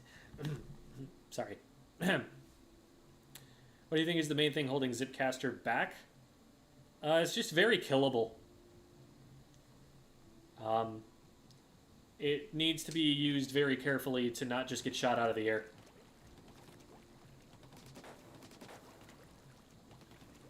All-time highest X power? I think it was 2489.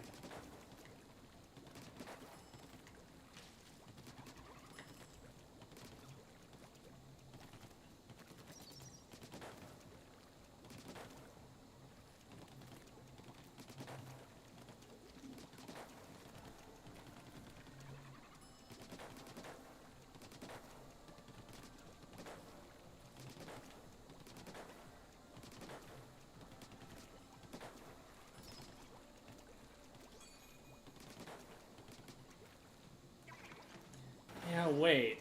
Ghost of Halloween, you're onto something there. Excuse me, that whiffed? Anyway, isn't it spookier the day after Halloween? Because now Halloween itself is dead?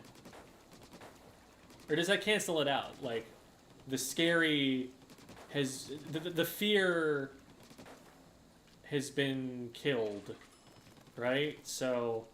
yeah, maybe it's actually the opposite.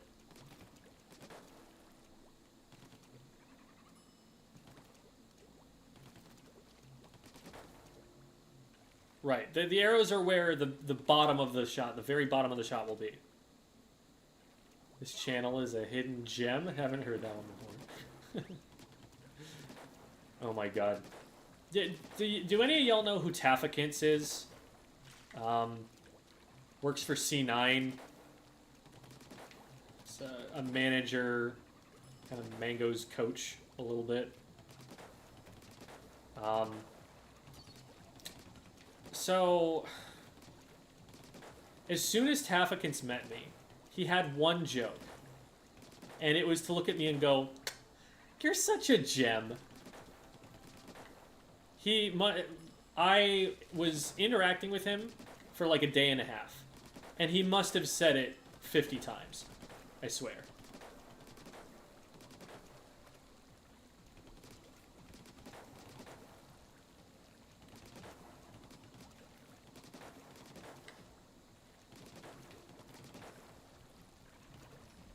Does that mean the dead goes back to going dead?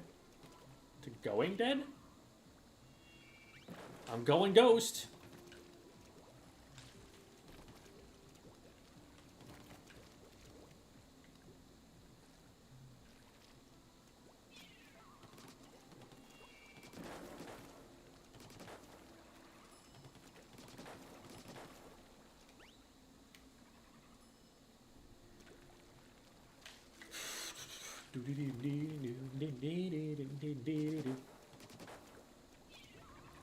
I had that song stuck in my head so much during the Splatfest.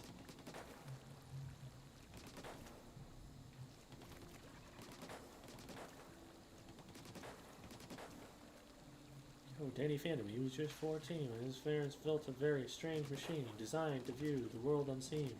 He's gonna catch them all because he's Danny Phantom.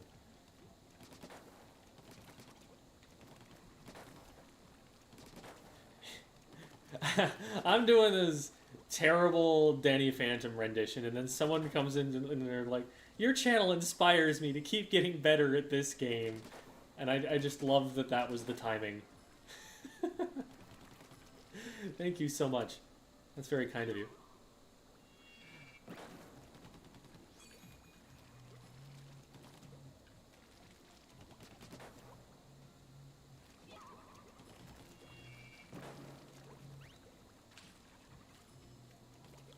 Somebody posted something that I missed in the chat.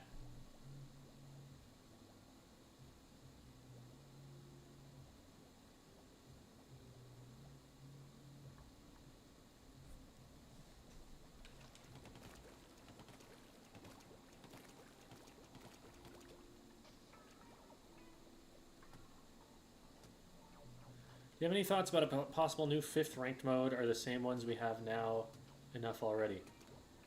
So the thing is, like, from a competitive perspective, which is not the perspective that anyone's designing maps for this game for, but from a competitive perspective, I figure if we're going to be sitting here in the lobby for this long, might as well see if there's any chirpy chips we can put on.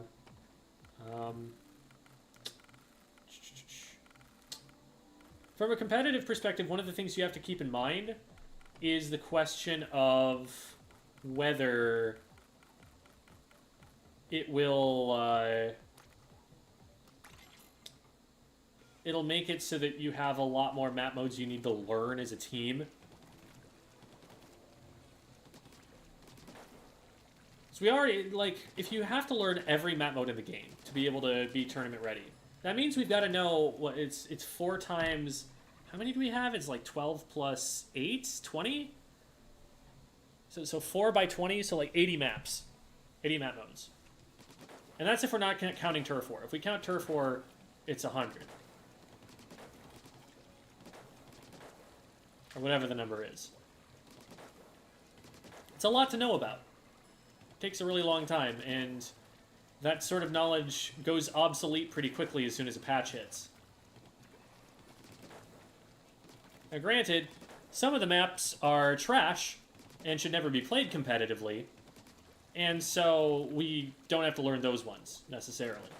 But then there's that one random tournament that does put them in, and you go, ugh, I wish I'd been prepared for this, and so then you come up with something to play it anyway.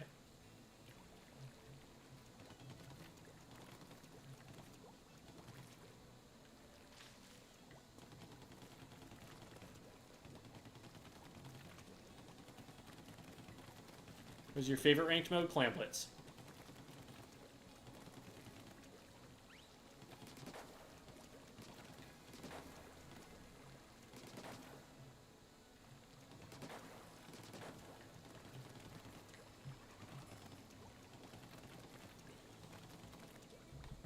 Fly. Go away, you thing. You buzzy thing. What do you contribute to society? Nothing but germs! Flies are lazy. They should be put to work.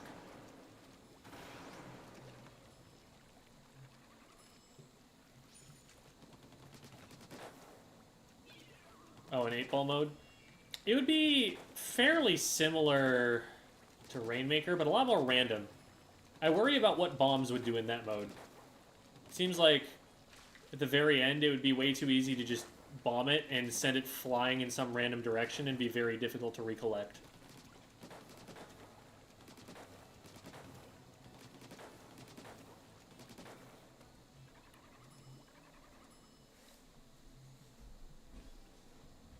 You mean, why is Clamblitz your favorite ranked mode instead of what is Clamblitz your favorite ranked mode? I like that the objective is mobile, and that it's mobile in a way that forces you to use the entire map. Like, the whole map is relevant, because a power clam could come in from anywhere. And it also has this tendency to fix a lot of the problems with other maps. It's like, if you design a bad spawn area, in Clamblitz it doesn't matter as much, because all the opponents are going to try and hold really is the basket. You're going to have fewer people trying to lock out.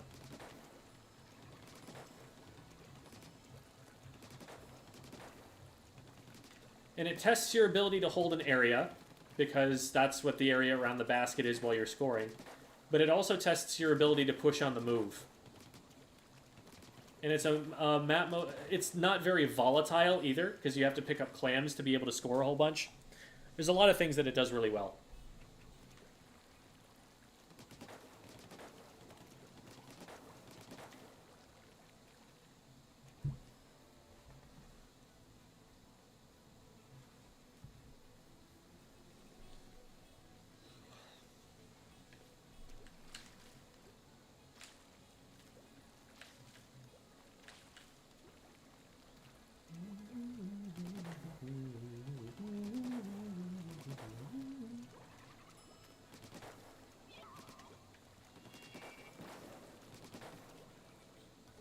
Should ask ChatGPT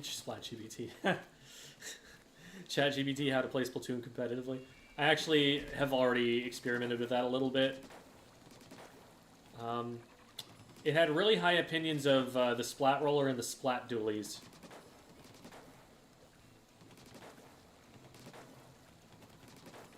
Didn't seem super well informed, but it knew how to sound like it was informed.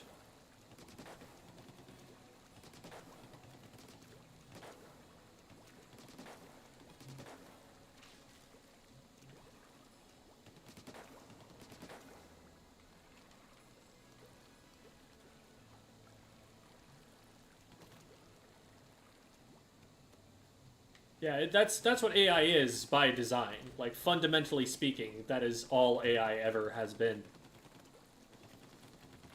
There are a lot of people who are upset, you know, people in the business, that AI was the term that stuck instead of machine learning, given that it is not intelligent.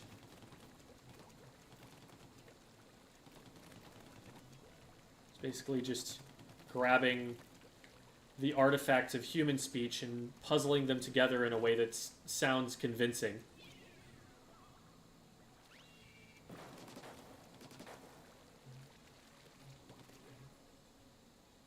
What would it take for a junior to be in top tier? I mean, right now, junior's in the best place that it's been in Splatoon 3 so far. It is seeing top level play in some situations. Reason being, Big Bubbler is one of the possible options to try and counter a Zuka heavy comp. Like, if someone runs double Zuka, and then you just pop a bubble, now, instead of having to run for cover, your backliner can just stand where they are and fire a couple of shots. So you have to think more carefully about how you're using the Zukas. What Junior needs is for its special to be good. Once that happens, the Junior's fine. But until that happens, there's going to be a better option.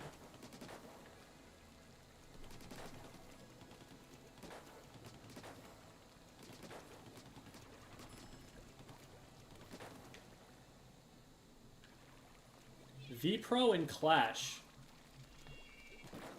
Neat.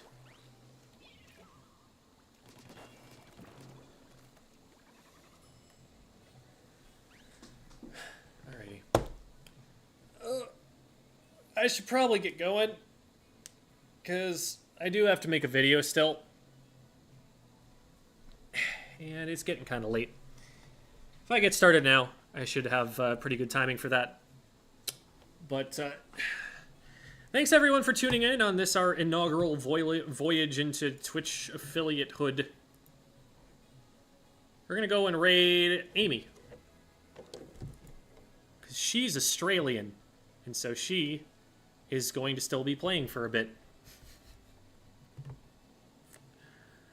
Amy is a support main competitive player as well, and is very nice and groovy.